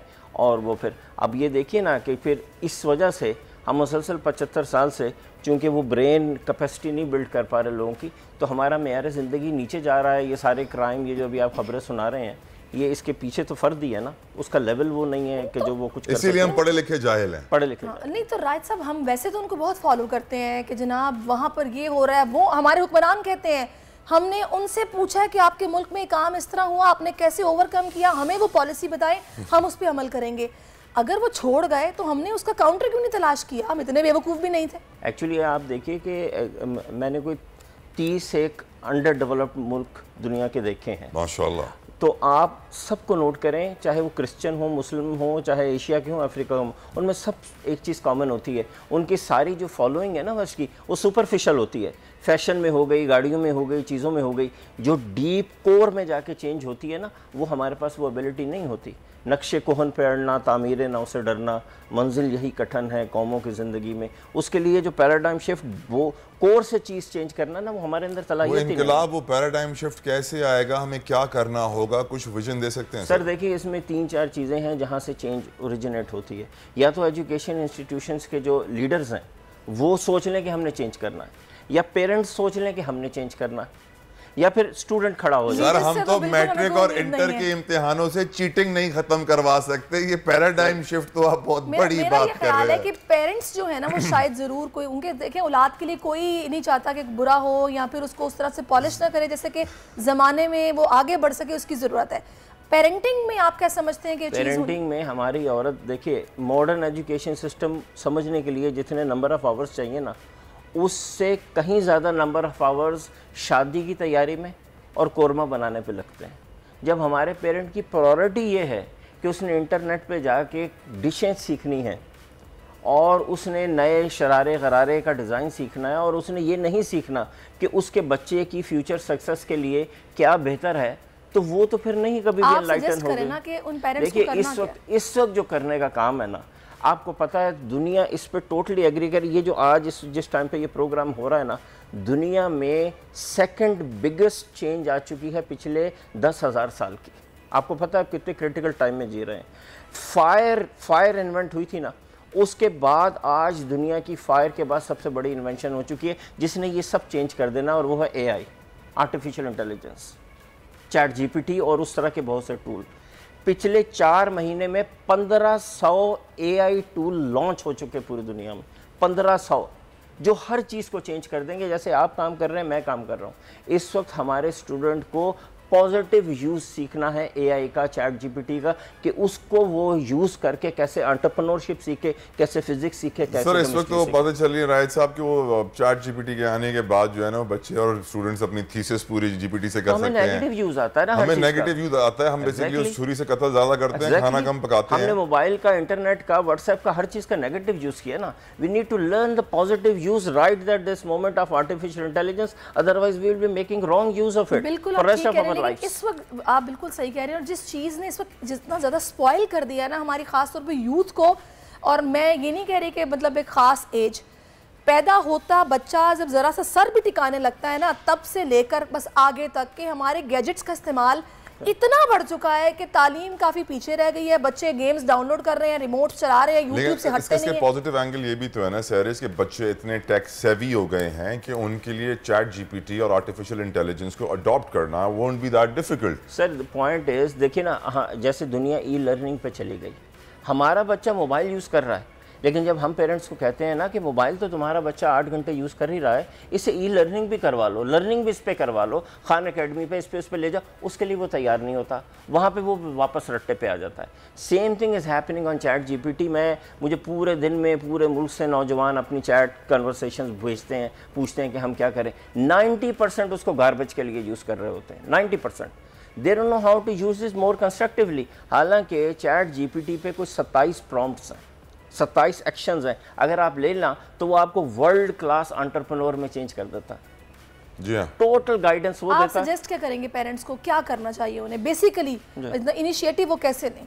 देखिए इनिशिएटिव वो यूँ लें कि वो चैट GPT से रिलेटेड जितनी वीडियोस पड़ी हैं ना यूट्यूब पे और फेसबुक पे, उधर बहुत लोगों ने बहुत मटेरियल डाला है, उसको स्टडी करें, वो मुझे फॉलो कर लें। I will give them free information, आप यूट्यूब पे देते हैं ट्रेनिंग्स ऑनलाइन? देखिए मैंने पूरा प्रोग्राम्स बना के स्कूलों को दिए हैं, लोगों को दिए हैं, और पिछले 1 महीने में जो मैंने एंटरप्रेन्योरशिप का चैट जीपीटी से प्रोग्राम बना के लोगों को फ्री में दिया है, वो 2 मिलियन टाइम्स डाउनलोड हो चुका है। माशाल्लाह। तुमने डाउनलोड क्यों नहीं किया सर अभी तक? और उसका नाम ये है become an entrepreneur with chat GPT. और उसमें आप 3 साल के अंदर दुनिया के top entrepreneur, e commerce, freelance expert में चेंज हो सकते हैं। मैं सोच रही हूँ राइट साहब की बातें सुनने के बाद कि हमारा वो तबका, नौजवान तबका जो कि इस वक्त मायूसी के आलम में घरों में डिग्रीज के साथ बैठे हुए हैं, उनके लिए कितना इफेक्टिव है, कितना फायदेमंद है, वो क्यों बहुत जरूरी, फायदा क्यों नहीं उठा रहे? हमें अवेयरनेस नहीं है, इस तरह के प्रोग्राम नहीं हो रहे हमारे मुल्क में। पूरी दुनिया में इस वक्त इस तरह के प्रोग्राम हो रहे हैं जैसे आप कर रहे हैं, और हमें वो ऑडियो लीक से फुर्सत नहीं। सैडली राइट सर, हमें आर्टिफिशियल इंटेलिजेंस से डराया बहुत गया ना कि एआई आएगा तो इंसानों की सारी नौकरियां खत्म हो जाएंगी, सारे काम मशीनें करना शुरू हो जाएंगी, बेरोजगारी बढ़ेगी। हकीकतन एआई का सही इस्तेमाल करके हम रोजगार के मजीद मौके पैदा कर सकते हैं। सर मैं आपको मजे की बात बताऊं, आज से सिर्फ 5 साल पहले सबसे ज्यादा व्हाट्सएप, यूट्यूब पे शो जो था ना हमारे मजहबी तबके ने मचाया था कि ये हराम है और यूं कर देगा और वो कर देगा। और इस वक्त मिलियन व्यूज और मिलियन डॉलर्स जो कमा रहे हैं ना, वो मजहबी लेक्चर्स पे हमारे आका सल्लल्लाहु अलैहि वसल्लम ने फरमाया मेरी उम्मत में 73 फिरके होंगे, सारे जहन्नमी होंगे सिवाय एक के। पूछा गया कौन? वो जो मेरे सहाबा और मेरी इताअत और पैरवी करेगा। अल्लाह ताला हमें उस एक फिरके से बनाए, लेकिन हकीकतन मजहब फरोशी सबसे बड़ा कारोबार है, जिसकी वजह से मुल्लास के बारे में लोग बहुत कुछ कहते हैं। अल्लाह ताला हमारे दीन को सारी बुराइयों से पाक करे। बहुत बहुत शुक्रिया राय साहब, thank you so very much for coming on our show. एक बात वाज़ेह है कि चैट जीपीटी और आर्टिफिशियल इंटेलिजेंस से बहुत कुछ फ़ायदा उठाया जा सकता है। हम उठा नहीं रहे हैं, लेकिन राइट साहब को आप फॉलो करके सोशल मीडिया प्लेटफॉर्म से इनसे रब्ता करके इनकी बनाई हुई प्लान से फ़ायदा उठा सकते हैं। बिल्कुल। और अब एक ऐसे मसले पर मैं बात करने जा रही हूँ जो होना तो नहीं चाहिए, क्योंकि क्या हमारा मुल्क जरखेज़ नहीं है? नहीं रहा, मसाइल से माला माल है, और ऐसे मुल्क में अल्लाहु जब अकबर खाने वाले आटे का बहरान पैदा होने का बार बार खदशा हो, सर उठाए, तो नाज़रीन अफसोस ही किया जा सकता है। इसके अलावा तो कोई हल नहीं है। गुज़श्ता कई दिनों से फ्लावर मिल्स मालिकान और सिंध हुकूमत में गंदम के मामले पर बात बंद गली की जानिब गामजन है। कल फ्लावर मिल्स मालिकान ने अपनी प्रेस कॉन्फ्रेंस में मुज़ाकरात की नाकामी की और मिल्स को बंद करने की धमकी भी दी है। इशू डिस्कस करने के लिए हमारे साथ मौजूद हैं चौधरी आमिर अब्दुल्ला, चेयरमैन है Pakistan flour mills association south zone. Aamir साहब thank you so very much, आपने अपना कीमती वक्त हमें दिया। मामला है क्या? लग ये रहा है, कुछ मैं भी देख रहा था, कुछ खबरें भी आ रही थी कि जो गंदम की नकलो हमल है सिंध के अंदर, वहीं पर फूड डिपार्टमेंट वाले लोग भी तंग कर रहे हैं, वहीं पर एक्साइज भी, चावला साहब की सारी टीम है।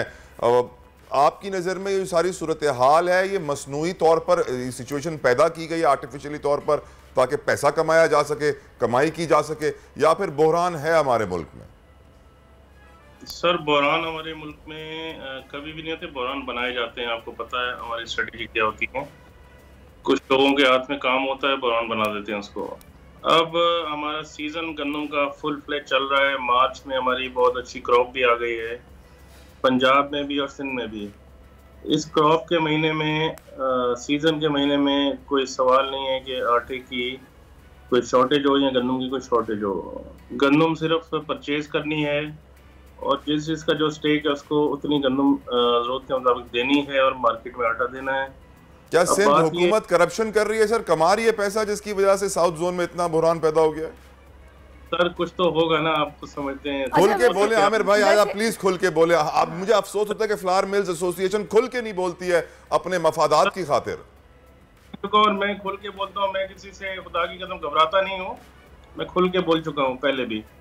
और ये वजह जो आप खुल के बोल चुके हैं जरा दोबारा कहिए। सीजन में शॉर्ट होने का मकसद क्या है किसी चीज का? तो यही है, इसमें कुछ ना कुछ कोई इकोनॉमी चल रही होती है, उसको रोकना हमारा मकसद है कि मुनासिब। जखीरा अंदोजों का बहुत बड़ा हाथ है। मैंने परसों ही खबर पड़ी है कि 35,000 आटे के बैग्स बरामद हुए।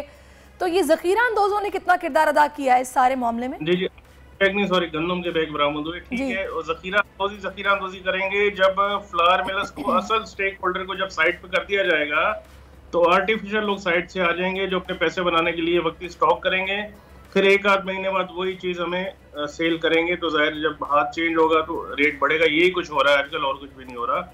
हम फ्लावर मिलर्स हैं, हमें गंदम खरीदनी है, हमें आटा फार्म को देना है, हमें खरीदने से रोका जा रहा है। और राइस मिलर्स हो गए, आपके कॉटन फैक्ट्री वाले हो गए, दूसरे बिजनेस वाले हो गए, वो परचेज करके इंटीरियर सिंध में डंप कर रहे हैं और हमें इजाजत नहीं है। तो इससे आप समझ लेंगे क्या हो रहा है। यकीनन अफसोस की बात है और ये हैरत की बात है। अच्छा आमिर साहब, क्या पूरे पाकिस्तान में यही सिचुएशन है या कराची में और साउथ जोन में ज्यादा खतरनाक सिचुएशन है? सर पंजाब में सिचुएशन इतनी बुरी नहीं है, वहाँ पे बड़ा मैनेज करके वो चलते हैं और देखें वहाँ पे उन्होंने सस्ता आटा भी दिया। वहाँ पे क्या फ्लावर मिल्स मालिकान ने हुकूमत के साथ कोई सेटिंग बना लिया और आप सेटिंग नहीं बना रहे हैं? आप दे दे इतने पैसे वो मांग रहे हैं। नहीं, सेटिंग हम क्यों बनाए सर? सेटिंग बना के तो सारे मुल्क का सत्यानाश हो गया। सेटिंग नहीं बनानी चाहिए, कोई मुल्क का ख्याल रखना चाहिए, कोई आवाम का ख्याल।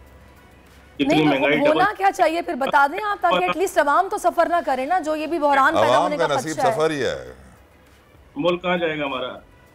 3 साल पहले ये आटा 50 रुपए किलो था, आज हो गया 175 रुपए किलो ब्लैकमेलिंग की वजह से। और सेटिंग बना के अवाम को तो अब रोड पे ले आएंगे। नहीं तो आपके ख्याल में फिर होना क्या चाहिए? पंजाब का जो सिस्टम है वो अच्छा है, 72 घंटे की गंदम रख सकते हैं वो, और जो जरूरत की गंदम है उनको मिलती है, उसके दौरान परचेजिंग कर लेती है उनकी गवर्नमेंट 1 से सवा महीने में। उन्होंने 1 अप्रैल को परचेजिंग शुरू की थी, आज तकरीबन 70% माल परचेज कर चुके हैं, अगले 10 दिन में वो फारिग हो जाएंगे। हमारी हुकूमत ने 1 मार्च से परचेजिंग शुरू की थी और बहुत थोड़ा सा माल लेना था इन्होंने, अभी तक वो उसके आधे को पहुंचे हैं, हाफ में पहुंचे हैं, और इसको प्रोलॉन्ग करते जा रहे हैं किसी वजह से। अच्छा आप अपना यूनिट ले जाएं, पंजाब ले जाएं, अपना यूनिट निकालें यहाँ से सर, मिल निकालें यहाँ से, पंजाब ले जाएं, वहाँ अच्छा है, वो असल पाकिस्तान है। शायद कराची को कौन आटा देगा फिर? कराची, हम तो कराची के भूखे मरेंगे सर, भूखे मरने दे, हुकूमत को नहीं परवाह सर, आप क्यों कर रहे हैं? अच्छा चले, मुझे ये बताएगा आपकी लास्ट मीटिंग कब हुई है हुकूमत से? आगे का लाहे अमल आप लोगों के जहन में क्या है, क्या सोच रहे हैं? बहरान नहीं पैदा होना चाहिए, पहले महंगाई गलत बात है, हड़ताल करना कोई अच्छी बात नहीं, कोई अपना कारोबार करे, लेकिन हमारा कारोबार 1.5 महीने से वैसे ही मैं आपको लिटरली बताऊं कि बंद है। हमारी 24 घंटे और 16 घंटे चलने वाली मिलें 3 से 4 घंटे चलती हैं और उसके बाद बंद हो जाती है। मजदूर हमारे 15 से 20 हजार 25 हजार लोग बेरोजगार बैठे हुए हैं, जो 16 घंटे बेरोजगार होते हैं, 3 से 4 घंटे का उनका काम होता है। इसकी वजह से 10 दिन पार्टी की गवर्नमेंट में सर कौन रिस्पॉन्सिबल है? आमिर भाई कुछ तो खुल के बताएं, किसके हाथ में है सारा मामला, कौन कर रहा है सब कुछ?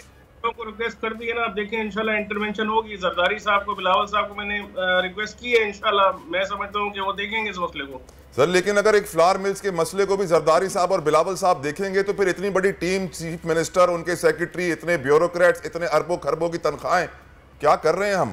प्रॉब्लम तो अंदर से क्रिएट हुआ है सर। रिविजिट करना पड़ेगा ना, सारे मामले को रिविजिट करना पड़ेगा बैठ के, फिर मसले हल हो जाएंगे। कौन रिविजिट करेगा? ऑथराइज्ड पर्सन कौन है? नाम बताइए ना। देखें जी, हुकूमत के जो बड़े होते हैं, जो हुकूमत से ऊपर होते हैं, वही रिविजिट करेंगे ना सर। चीफ मिनिस्टर हैं, एक्साइज मिनिस्टर हैं, इंफॉर्मेशन मिनिस्टर हैं, नाम तो आपको मालूम, पीपल्स पार्टी वालों के सबके नाम हमें याद है सर। लेकिन बिल्कुल हैरत की बात यह है कि आमिर अब्दुल्ला साहब, आप लोग खुल के नाम नहीं लेते हैं। मैं चाहता हूं कि आप लोग खुल के नाम लें ताकि दूध का दूध, पानी का पानी और ये रिश्वत का निजाम वंस एंड फॉर ऑल बंद हो जाए। क्योंकि मैं ये समझता हूं सर कि आप बिजनेस कम्युनिटी काबिल एहतराम है, आप लोग की वजह से हमारे मुल्क की मैशत चल रही है, लेकिन आप लोग शुरू से रिश्वत देते आए हैं, टैक्स से बचने के लिए, ये एनओसी लेने के लिए, ये काम करने के लिए, और रिश्वत का निजाम रस बस गया है हमारी नसों में, निकलेगा नहीं सर ये।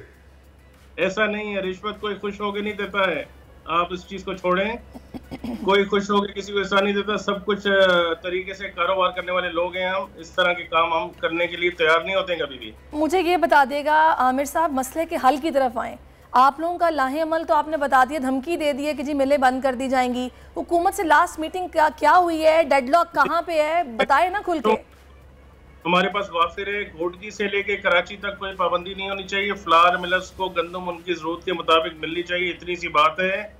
आप बॉर्डर क्लोज कर दें अपने अफगानिस्तान के और इधर उधर के, वहाँ गंदम ना जाए। बाकी मुल्क में गंदम की कोई शॉर्टेज नहीं है, पूरे मुल्क में गंदम कहीं भी जाए आपको नहीं रुकनी चाहिए। पंजाब से भले इधर आ जाए, घोटकी से कराची आ जाए, आपको गंदम नहीं रुकनी चाहिए, इतनी सी बात है और सारे मसले आपके हल हो जाएंगे। आटा भी आपका सस्ता। आमिर साहब, ये बात मुझे का खेज नहीं है, ये बात हंसने की बात है या रोने की बात है कि हम एक दिन खबर सुनते हैं कि मुल्क में गंदम की रिकॉर्ड पैदावार, वजीर आजम बहुत खुश, अगले दिन सुनते हैं कराची में आटे का बोरान।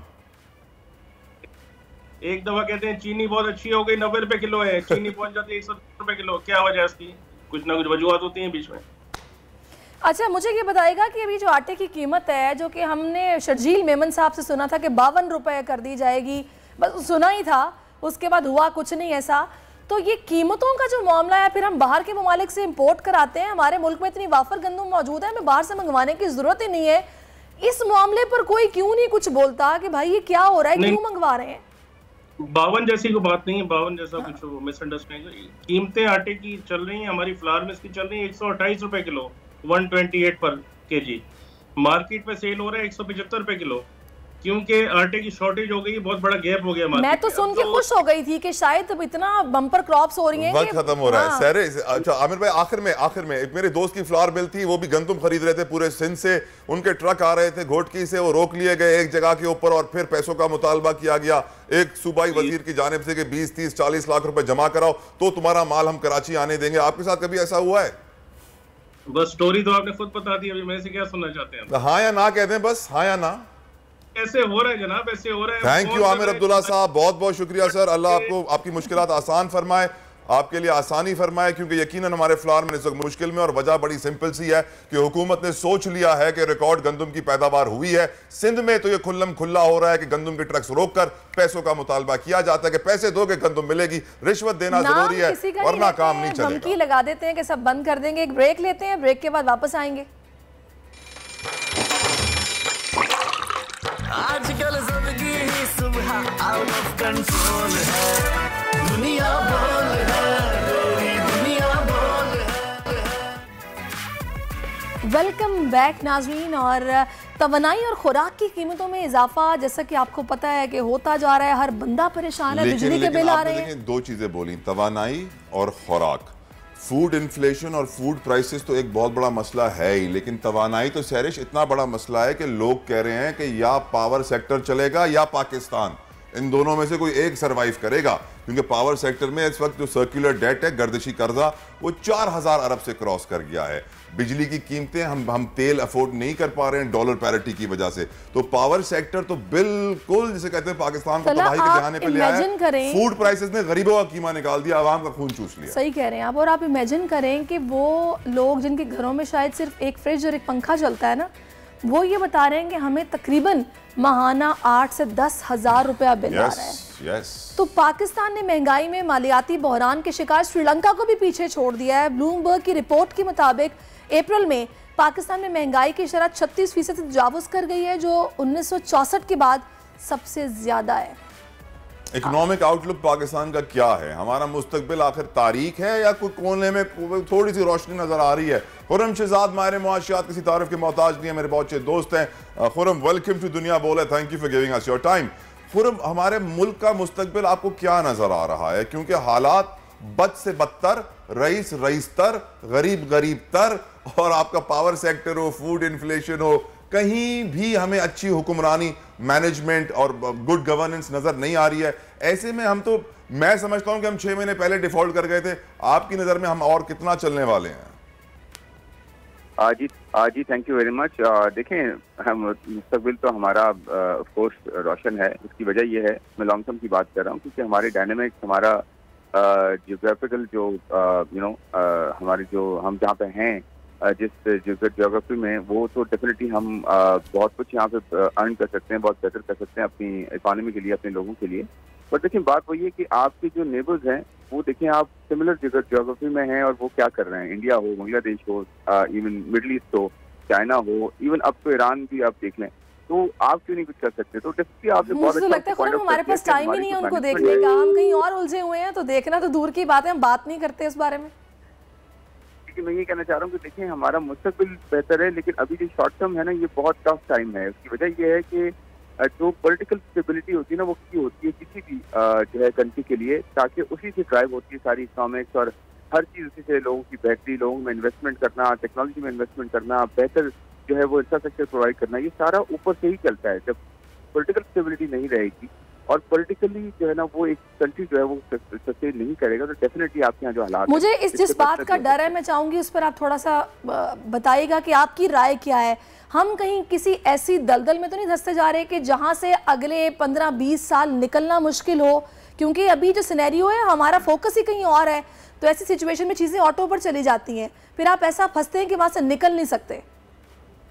देखिए, अच्छी बात क्या है पता है, हमारी अच्छी बात ये कि हम ना बाउंस बैक बहुत जल्दी करते हैं। अगर थोड़ी सी बेहतर पॉलिसी आ जाए, थोड़ी बेहतर स्टेबिलिटी आ जाए, पॉलिटिकली सस्टेन करने लगते हैं चीजें, तो हम बहुत जल्दी बाउंस बैक करते हैं। ये हमारी अच्छी बात है। लेकिन आपकी वाली बात का मैं जवाब ये दूंगा कि आने वाले 3 सालों में 2 से 3 सालों में टफ टाइम्स हैं, नई गवर्नमेंट आ भी जाती है, उसके लिए बहुत टफ टाइम होगा, लेकिन 2 से 3 साल बहुत टफ है। मैं 15 साल की बात नहीं करूँ। खुर्रम साहब, ये बताइए कि आप करप्शन की तरफ इशारा क्यों नहीं करते हैं, आप चोरी की तरफ इशारा क्यों नहीं करते हैं, आप ग्रे इकोनॉमी, पैरेलल इकोनॉमी की बात अभी क्यों नहीं कर रहे हैं? क्योंकि मेरा दिल बड़ा रोता है इस बात पे कि चाइना और इंडिया, आपने पड़ोसियों का जिक्र किया, चाइना और इंडिया ईरान से आज पेट्रोल खरीद रहा है, लेकिन पाकिस्तान ईरान से पेट्रोल नहीं खरीद सकता अमरीकी दबाव की वजह से। इंस्टेड हम पूरे पाकिस्तान में ईरान से पेट्रोल स्मगल करके डिस्ट्रीब्यूट कर देंगे ताकि बहुत सारे लोगों की जेबें भरी जा सके। जो एस्टिमेट्स हैं वो 300-400-500 अरब रुपए का पेट्रोल हर साल ईरान से स्मगल होकर पाकिस्तान में सप्लाई होता है, लेकिन हम उनसे खरीदेंगे नहीं क्योंकि पाकिस्तान का फायदा हो जाएगा। हम क्यों अपने अब रियलाइजेशन में नहीं आते कि हमारे लिए क्या फायदेमंद है, क्या नुकसानदेह है? झूठ बोलना छोड़ें, चोरी करना बंद करें। देखिए, 2 बड़े फर्क हैं। एक तो ये कि इंडिया और चाइना की तरफ अगर आप देखें तो अमेरिका उनको भी प्रेशराइज करता है, पूरी दुनिया में प्रेशराइज करता है अमेरिका, तो ये नहीं है पाकिस्तान में प्रेशराइज करता है, लेकिन उनकी इंटरनल स्टेबिलिटी और इंटरनल जो पॉलिटिक्स है और उसी से ड्राइव होती हुई इंटरनल इकोनॉमिक्स, वो दोनों बहुत स्टेबल हैं। आप देखें आज इंडिया में इवन चाइना से ज्यादा फॉरेन डायरेक्ट इन्वेस्टमेंट आ रही है, 80-90 बिलियन डॉलर। चाइना में 50-60 बिलियन डॉलर आती है तो वहाँ 80-90 बिलियन डॉलर आ रही है। दुनिया में सबसे कम जो है वो चांस है रिसेशन में जाने का, जो कंट्री है वो इंडिया है। तो देखिए, हम तो बदकिस्मती कहेंगे अपने आप को कि हमारे पड़ोसी इतना अच्छा कर रहे हैं, और ऐसा नहीं हो सकता किसी मोहल्ले में पड़ोसी अच्छा काम कर रहे हैं और सिर्फ एक ऐसा जो है आपका अपना घर हो जो कि आप ठीक ना कर सके। तो लेकिन हमारे यहाँ इंटरनल प्रॉब्लम्स है ना, हम इंटरनली अपने आप को इंटरनल प्रॉब्लम्स बिल्कुल हैं, बिल्कुल आप ठीक कह रहे हैं। खुर्रम, मुझे ये बताएगा ये जो IMF प्रोग्राम है ये एक बड़ा मसला बना हुआ है, एक तलवार लटक रही है कि आगे इसको रीन्यू होना है, नवा जायजा इजलास जो है वो किसी सूरत मतलब उस बेहतर समत में जा नहीं पा रहा। तो what do you think about new program? कहीं ऐसा तो नहीं हो जाएगा कि दोबारा से कुछ ऐसा हो जाए कि हम फंस जाएं और वो कमिटमेंट्स पूरी करना मुश्किल हो जाए, आवाम मजीद पिस जाए? नहीं, ये होगा, इसको आप एक्सपेक्ट करें। आप ये एक्सपेक्ट ना करें कि प्रोग्राम हमारे पास अगर ये स्टाफ लेवल हो भी जाता है तो हम बहुत सीधे चलेंगे। हमने 23 प्रोग्राम में हम सीधे नहीं चले, तो इसमें क्या हम सीधे चलेंगे। लेकिन मेरा पॉइंट ये है कि हमें कमिटमेंट की जरूरत है, इंटरनली अपने आप को बेहतर करने की जरूरत है। अगर हम सारे जो भी हुकूमत में आता है वो कमिटमेंट के साथ नहीं आएगा, विलिंगनेस के साथ नहीं आएगा, एक बिल के साथ कि मुझे अब कंट्री को इस प्रॉब्लम से बाहर निकालना है। 1991 में इंडिया ने किया था ये, इंडिया हमसे ज्यादा बदतर हालत थी। उसने एक मरतबा सिर्फ IMF के पास गया इंडिया, और वो 1991 में था। उसके बाद आज तक किसी मुड़ के नहीं देखा। तो हम क्यों नहीं कर सकते? हम सिमिलर जमीन है, सब कुछ हमारे लोग सिमिलर है, हम क्यों नहीं वो काम कर सकते? उनसे बेहतर काम कर सकते हैं, हमारी क्वालिटी ज्यादा बेहतर है। तो पॉइंट ये है कि जब बिल नहीं होगी, कमिटमेंट नहीं होगी, तो कंटिन्यूसली खुर्रम भाई, हमें इंसान बनने की जरूरत है। हम इंसान बनने को तैयार नहीं है, हम जानवर की बदतरीन शक्ल इख्तियार किए हुए हैं। इसका बेसिक एग्जाम्पल मैं आपको दूं कि 4-5 दिन पहले वजीर आजम कहते हैं कि मुल्क में गंदम की रिकॉर्ड पैदावार हुई है, कोई अब खौफ नहीं है, हमारे पास बहुत सप्लाईज आ गए हैं। और आज जो है वो कराची में फ्लावर मिल्स वाले कह रहे हैं कि मिलें बंद कर देंगे, हमें सप्लाई नहीं मिल रही है। वजह सिर्फ यही है कि गंदम जब फ्लावर मिल तक पहुंचती है बीच में लाखों रुपए रिश्वत मांगी जाती है जो वो दे नहीं रहे हैं फ्लावर मिल वाले। हमारे मुल्क में जो चोरी, रिश्वत, चाहे वो जमीनें हो, रियल स्टेट हो, कोई किस्म का भी आप बिजनेस उठा लें, कोई ऐसा कारोबार नहीं है जिसमें आप पैसे रिश्वत दिए बिना काम कर सकें। पर्ची हर जगह चलती है, नेपोटिज्म हर जगह चलता है। हमारा सिस्टम ही मुनाफिकत के ऊपर आ गया है, बुराई के ऊपर आ गया है, चोरी के ऊपर आ गया है, स्मगलिंग के ऊपर आ गया। हम कैसे खड़े होंगे अपने पैरों पे? देखिए, बात ठीक है, हमारा करप्शन परसेप्शन इंडेक्स में भी हम जो है ना ऊपर जा रहे हैं। इसी वजह से चाहे ये गवर्नमेंट हो, पिछली गवर्नमेंट हो, हमारे यहाँ प्रॉब्लम्स ये हमेशा चलती रही हैं। करप्शन एक बहुत बड़ा प्रॉब्लम है डेफिनेटली, लेकिन मैं कहता हूँ कि इसके साथ और भी बड़े प्रॉब्लम्स है। कॉम्पिटेंस का भी इशू है। हमारे यहाँ जो है वो लोग जो है जो बैरिट्स पे होते हैं वो ऊपर तक आ ही नहीं पाते। आपके यहाँ जो है वही जो है क्रोनिज्म चल रहा होता है। तो डेफिनेटली ये सारे प्रॉब्लम्स हैं, लेकिन हमें इससे निकलना कैसे है इसके ऊपर हमें सोचना चाहिए। और वो देखें, पॉलिटिकल लीडर्स ये आपके सोच सकते हैं, जो नए आए या ये पुराने वाले हों, अगर अपना माइंड चेंज नहीं करेंगे, कमिटमेंट के साथ नहीं काम करेंगे, थोड़ा सा अपनी पर्सनल इंटरेस्ट को साइड पे नहीं करेंगे, तो आपको प्रॉब्लम होगी। हमारा बहुत बड़ा कंट्री है। लेकिन आपने पॉजिटिव बातें की हैं, बड़ा अच्छा लगा। I like your optimism, Khurram भाई, thank you so very much for giving us your time. लेकिन जब तक तासुब खत्म हो रहा है, कराची का खिलाड़ी नेशनल क्रिकेट टीम में जगह नहीं बना सकता। पंजाब की फ्लावर मिल्स मालिकान इतने परेशान नहीं है जितने साउथ कराची के हैं। वजह यही है कि तासुब से हम भरे हुए हैं, वहां की पॉलिसीज अलग है, यहाँ की पॉलिसीज अलग है, चोरी की हमें आदत है, झूठ की हमें आदत है। अल्लाह हमें हिदायत दे, मुझे सिर्फ अल्लाह में उम्मीद है और अब किसी में नहीं रही। चलें, इस सारी सूरत हाल में अब कुछ मुस्तकबिल का हाल भी जान लेते हैं, क्योंकि उम्मीद अच्छी रखनी चाहिए। इस वक्त हमें सारा काज़मी ज्वाइन कर चुकी हैं, माहिर इल्म नुजूम, उनसे बात करते हैं। सारा, सबसे पहले तो मुझे ये बताइएगा कि फ्राइडे को सुना जा रहा है कि चांद ग्रहण है, इस हवाले से आपके पास क्या इतलात हैं या आपके कार्ड्स, आपके सितारे क्या बता रहे हैं? लूनर इक्लिप्स होगा 5 मई को, फ्राइडे के दिन। पूरा मुकम्मल चांद ग्रहण नहीं होगा, it will be a partial one, जो 8:15 बजे शाम के शुरू होगा और रात के 1:45 बजे तक रहेगा। इसका पीक टाइम 10 PM तक होगा। इसके जब हो रहा होता है तो इसमें आप नमाजें कुसूफ पढ़ सकते हैं, अस्तगफार, डू लॉट ऑफ अस्तगफार एंड डू सदका as well. I would strongly recommend people to do that. और ये हो रहा है in the sign of Libra.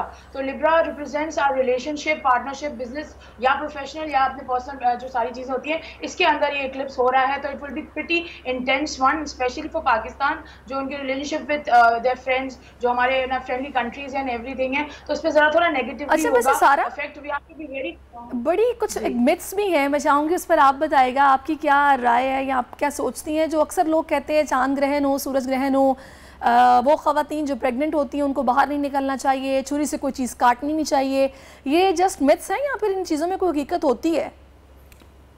ये देखिए, ये चांद ग्रहण जब होता है तो इट्स नॉट समथिंग कि ये कोई नेगेटिव चीज हो रही है या कोई इसको आप नेगेटिविटी के साथ ज्वाइन करें। इट्स जस्ट दैट एक अल्लाह ताला का एक होता है मिरेकल टाइप, मिरेकल ही होता है। See that the moon and the sun getting eclipse, तो इसमें आप अस्तगफार करें। मिथ्स पे मैं I don't recommend going to ये सारी चीज़ों पे, बट येस ख्याल रखना चाहिए सदका और अस्तगफार से नेगेटिविटी का जो ऑरा होता है वो क्रिएट नहीं हो पाता, इट कीप्स अस प्रोटेक्टेड। तो ये काफ़ी चीज़ें ख्याल रखना चाहिए।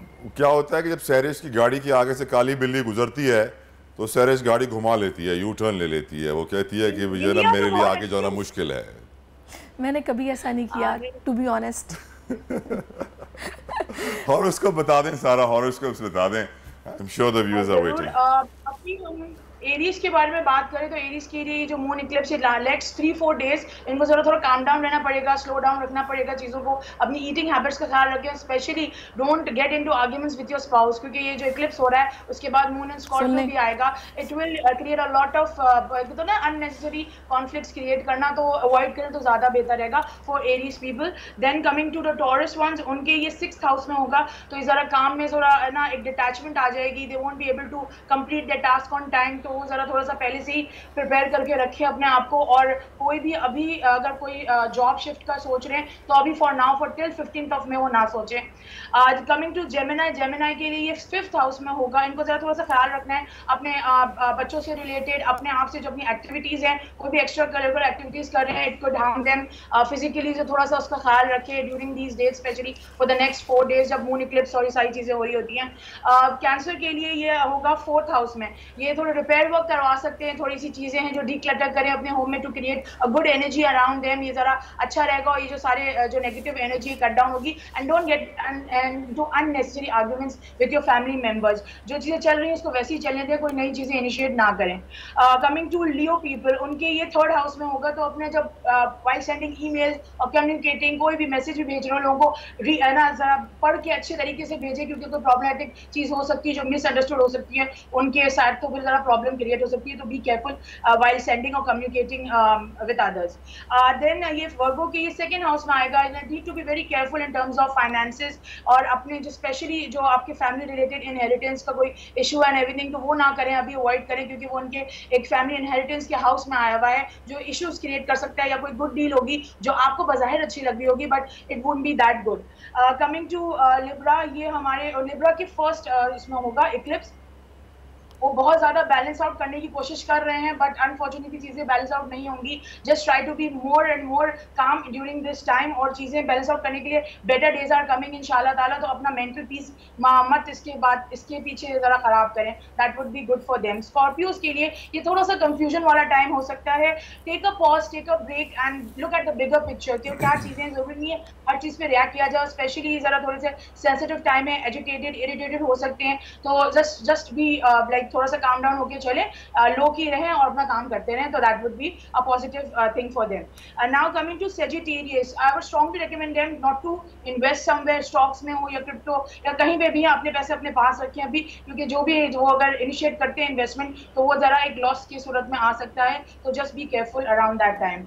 कैप्रिकॉर्न के लिए 10th हाउस में आएगा। 10th हाउस में it will help them to do better at work, but again delays आते रहेंगे, थोड़ा सा जो चीजें वो कनेक्ट नहीं कर पाएंगे अपने को वर्कर्स के पास, तो दैट विल क्रिएट होता है ना distance between their colleagues and themselves जो टारगेट अचीव करने के लिए। मगर new opportunities are coming in next few days, but for now for next 3-4 days they should be careful. Aquarius के ये 11th हाउस में आएगा, तो जरा फ्रेंड सर्कल एंड एवरीथिंग उसका जरा ध्यान रखें। अब there some hidden issues are there between the friends and everything that can come up and everything, तो उसका जरा थोड़ा सा ख्याल रखिएगा कि कोई भी अननेसेसरी बात ना करे जो हर्टफुल हो to other person, and specially even with their spouses, वो कोई ऐसी बात ना करे जो हर्टफुल हो उनके लिए।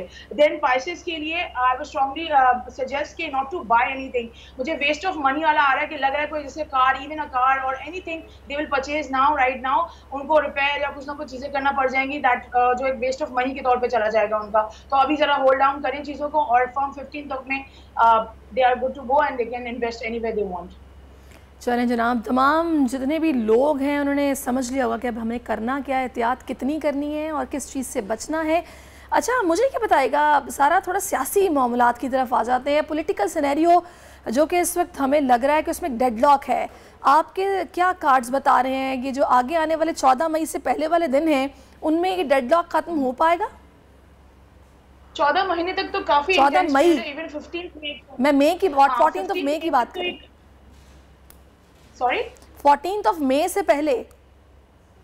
हाँ, 14 मई तक तो मैं बता रही हूँ कि इससे पहले तक ये सारा बहुत क्योटिक माहौल है। It will be like a deception, के लोगों को धोखा, कहीं से कहीं ना कोई बैक स्टैबिंग होगी या कोई ना कोई जैसे बात होकर और पीछे हो जाना, ये सारी काफी क्योटिक माहौल मुझे नजर आ रहा है। तो ये जरा ख्याल रखें, एंड जस्ट नॉट पॉलिटिकल, इस पॉलिटिकल माहौल के अंदर बहुत सारी ऐसी चीजें हो रही हैं जो हमें बॉर्डर्स पे ख्याल रखना है, स्पेशली हमारे साउथ और ये जो वेस्टर्न बॉर्डर्स हैं उसका बहुत ख्याल रखना है। टेररिस्ट एक्टिविटीज का भी इशू हो सकता है एंड एवरीथिंग, तो पॉलिटिकल के साथ साथ इस चीज पे भी जरा ख्याल रखना है। मगर पॉलिटिक्स का अभी वही मैंने कहा कि आपको कब से बता रही हूँ, बहुत नेगेटिव पीरियड है। अगर इस टाइम हुआ भी तो इट विल बी अब एक होता है लॉस ऑफ मनी वाला बात है कि पाकिस्तान का नुकसान ही होगा अगर इस टाइम पे होगा, क्योंकि अगेन वो चीज़ ज्यादा देर प्रोलॉन्ग नहीं कर सकेगी जो भी हुकूमत अगर आती है। अनफॉर्चुनेटली काफी नेगेटिव टाइम पीरियड है, और इवन शहबाज शरीफ का भी, उनका भी काफी नेगेटिव टाइम पीरियड चल रहा है। तो all that negativity is getting trickle down to all the things, तो सारी चीजें हैं। चलो, आपको सवाल करना चाहेंगे, इतनी खामोशी अच्छी नहीं लग रही। नहीं, मैं जमीन पे रहना पसंद करता हूँ। अच्छा जी, मुझे लगता है पहले बहुत मुझे आवाज नहीं आई, sorry about that, last week मुझे बिल्कुल आवाज इनकी नहीं आई। अच्छा, इट्स ओके, नो प्रॉब्लम, आपने मेरे सही सवाल का जवाब दे दिया था। मुझे ये बताइएगा, सारा मौसम के हवाल के, कराची का मौसम आजकल बड़ा क्लाउडी हो रहा है, फिर बारिश भी 2-3 दफ़ा हुई है, तो आगे कैसे रहने वाला है?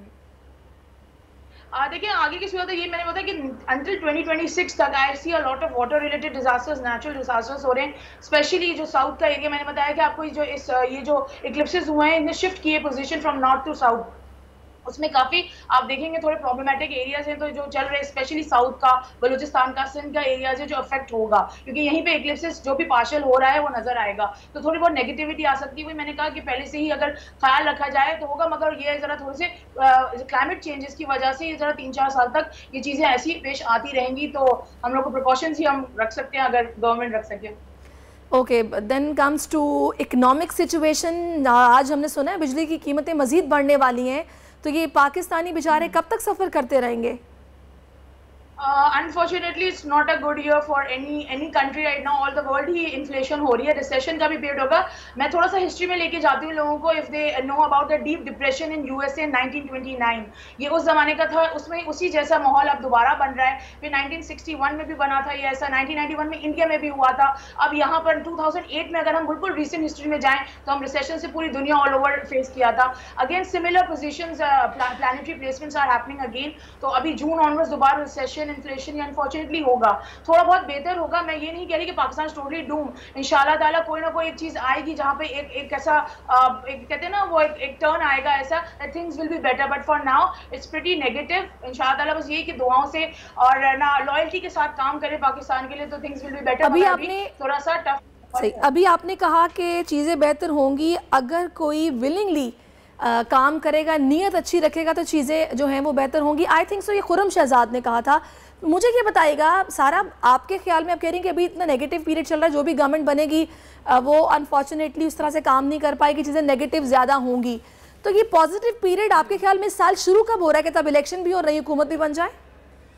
कभी नहीं। अब देखिए ये पूरा टोटल में जो एंड ऑफ द ये जो लास्ट 2 मंथ्स होंगे उसके बीच में एक पीरियड है जहां पे वो पॉजिटिव पीरियड होगा, तो वो पाकिस्तान के लिए महीने कौन से हैं? क्योंकि लास्ट के जो 2 महीने नवंबर एंड दिसंबर जो इस साल के हैं, मैं अभी भी ये बोल रही इवन इमरान खान के लिए भी जो एक जुलाई का टर्म, जुलाई से लेके एंड सितंबर तक का एक काफी नेगेटिव पीरियड है, वो भी उनको सूटेबल नहीं है और अभी भी स्पेशली नहीं है। तो अनफॉर्चुनेटली जाहिर बात है वो तो उनकी मर्जी होगी वो क्या चीज डिमांड करे, बट चलिए थैंक यू सो मच सारा, आपने तो अक्टूबर में पहुंचा दिया फिर इलेक्शन, बहुत शुक्रिया। और यकीनन हम जानते हैं कि इलेक्शंस इस साल के आखिर में ही होने एक्सपेक्टेड हैं, अक्टूबर के बाद नवंबर, क्योंकि हुकूमत ये चाहती है, पीटीआई चाहती है सून एज पॉसिबल हो।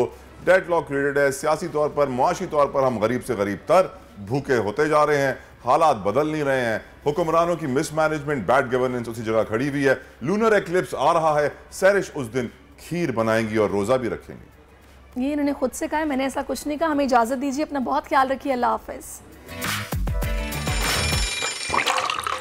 आजकल जिंदगी ही सुबह आउट ऑफ कंट्रोल है, दुनिया बोल है, तेरी दुनिया बोल है। हवाए नफ्स की है हुक्मरानी, लुटेरा कर रहा है पासबानी। बोल न्यूज के मार्केटिंग हेड आकाश राम ताहाल लापता, तफ्तीशी इदारे जवाब देने से कासिर, अहले खाना परेशान, बेटे की जुदाई में माँ गम से निढाल। जो बच्चों हिंदू पर आए थे जो को पाकिस्तानी, मुझे मेहरबानी करे पंहिंजो आकाश वापस कयो। अमेरिकी सेनेट में कांग्रेसमैन की आकाश राम के अगवा के खिलाफ पुरजोर मुजम्मत। And I of course have been concerned about some of the terrible disappearances, some of the abuses of human rights in Pakistan. United nation ने भी आकाश राम की बाजियाबी के लिए मौसर इकदामात उठाने का इंदिया दे दिया। मुश्किल की इस घड़ी में आलमी मीडिया समेत इंडियन मीडिया भी चीख चीख कर आकाश राम की बाजियाबी के लिए आवाज उठा रहा है। आलमी सहाफती तंजीम और इंसानी हुकूक की आलमी तंजीमों की भी आकाश राम के अगवा की मुजम्मत। उफ क्या जुल्म है, बोल इंसाफ का मुंतजिर। सब्सक्राइब करें और बेल दबाएं ताकि कोई खबर रह न जाए।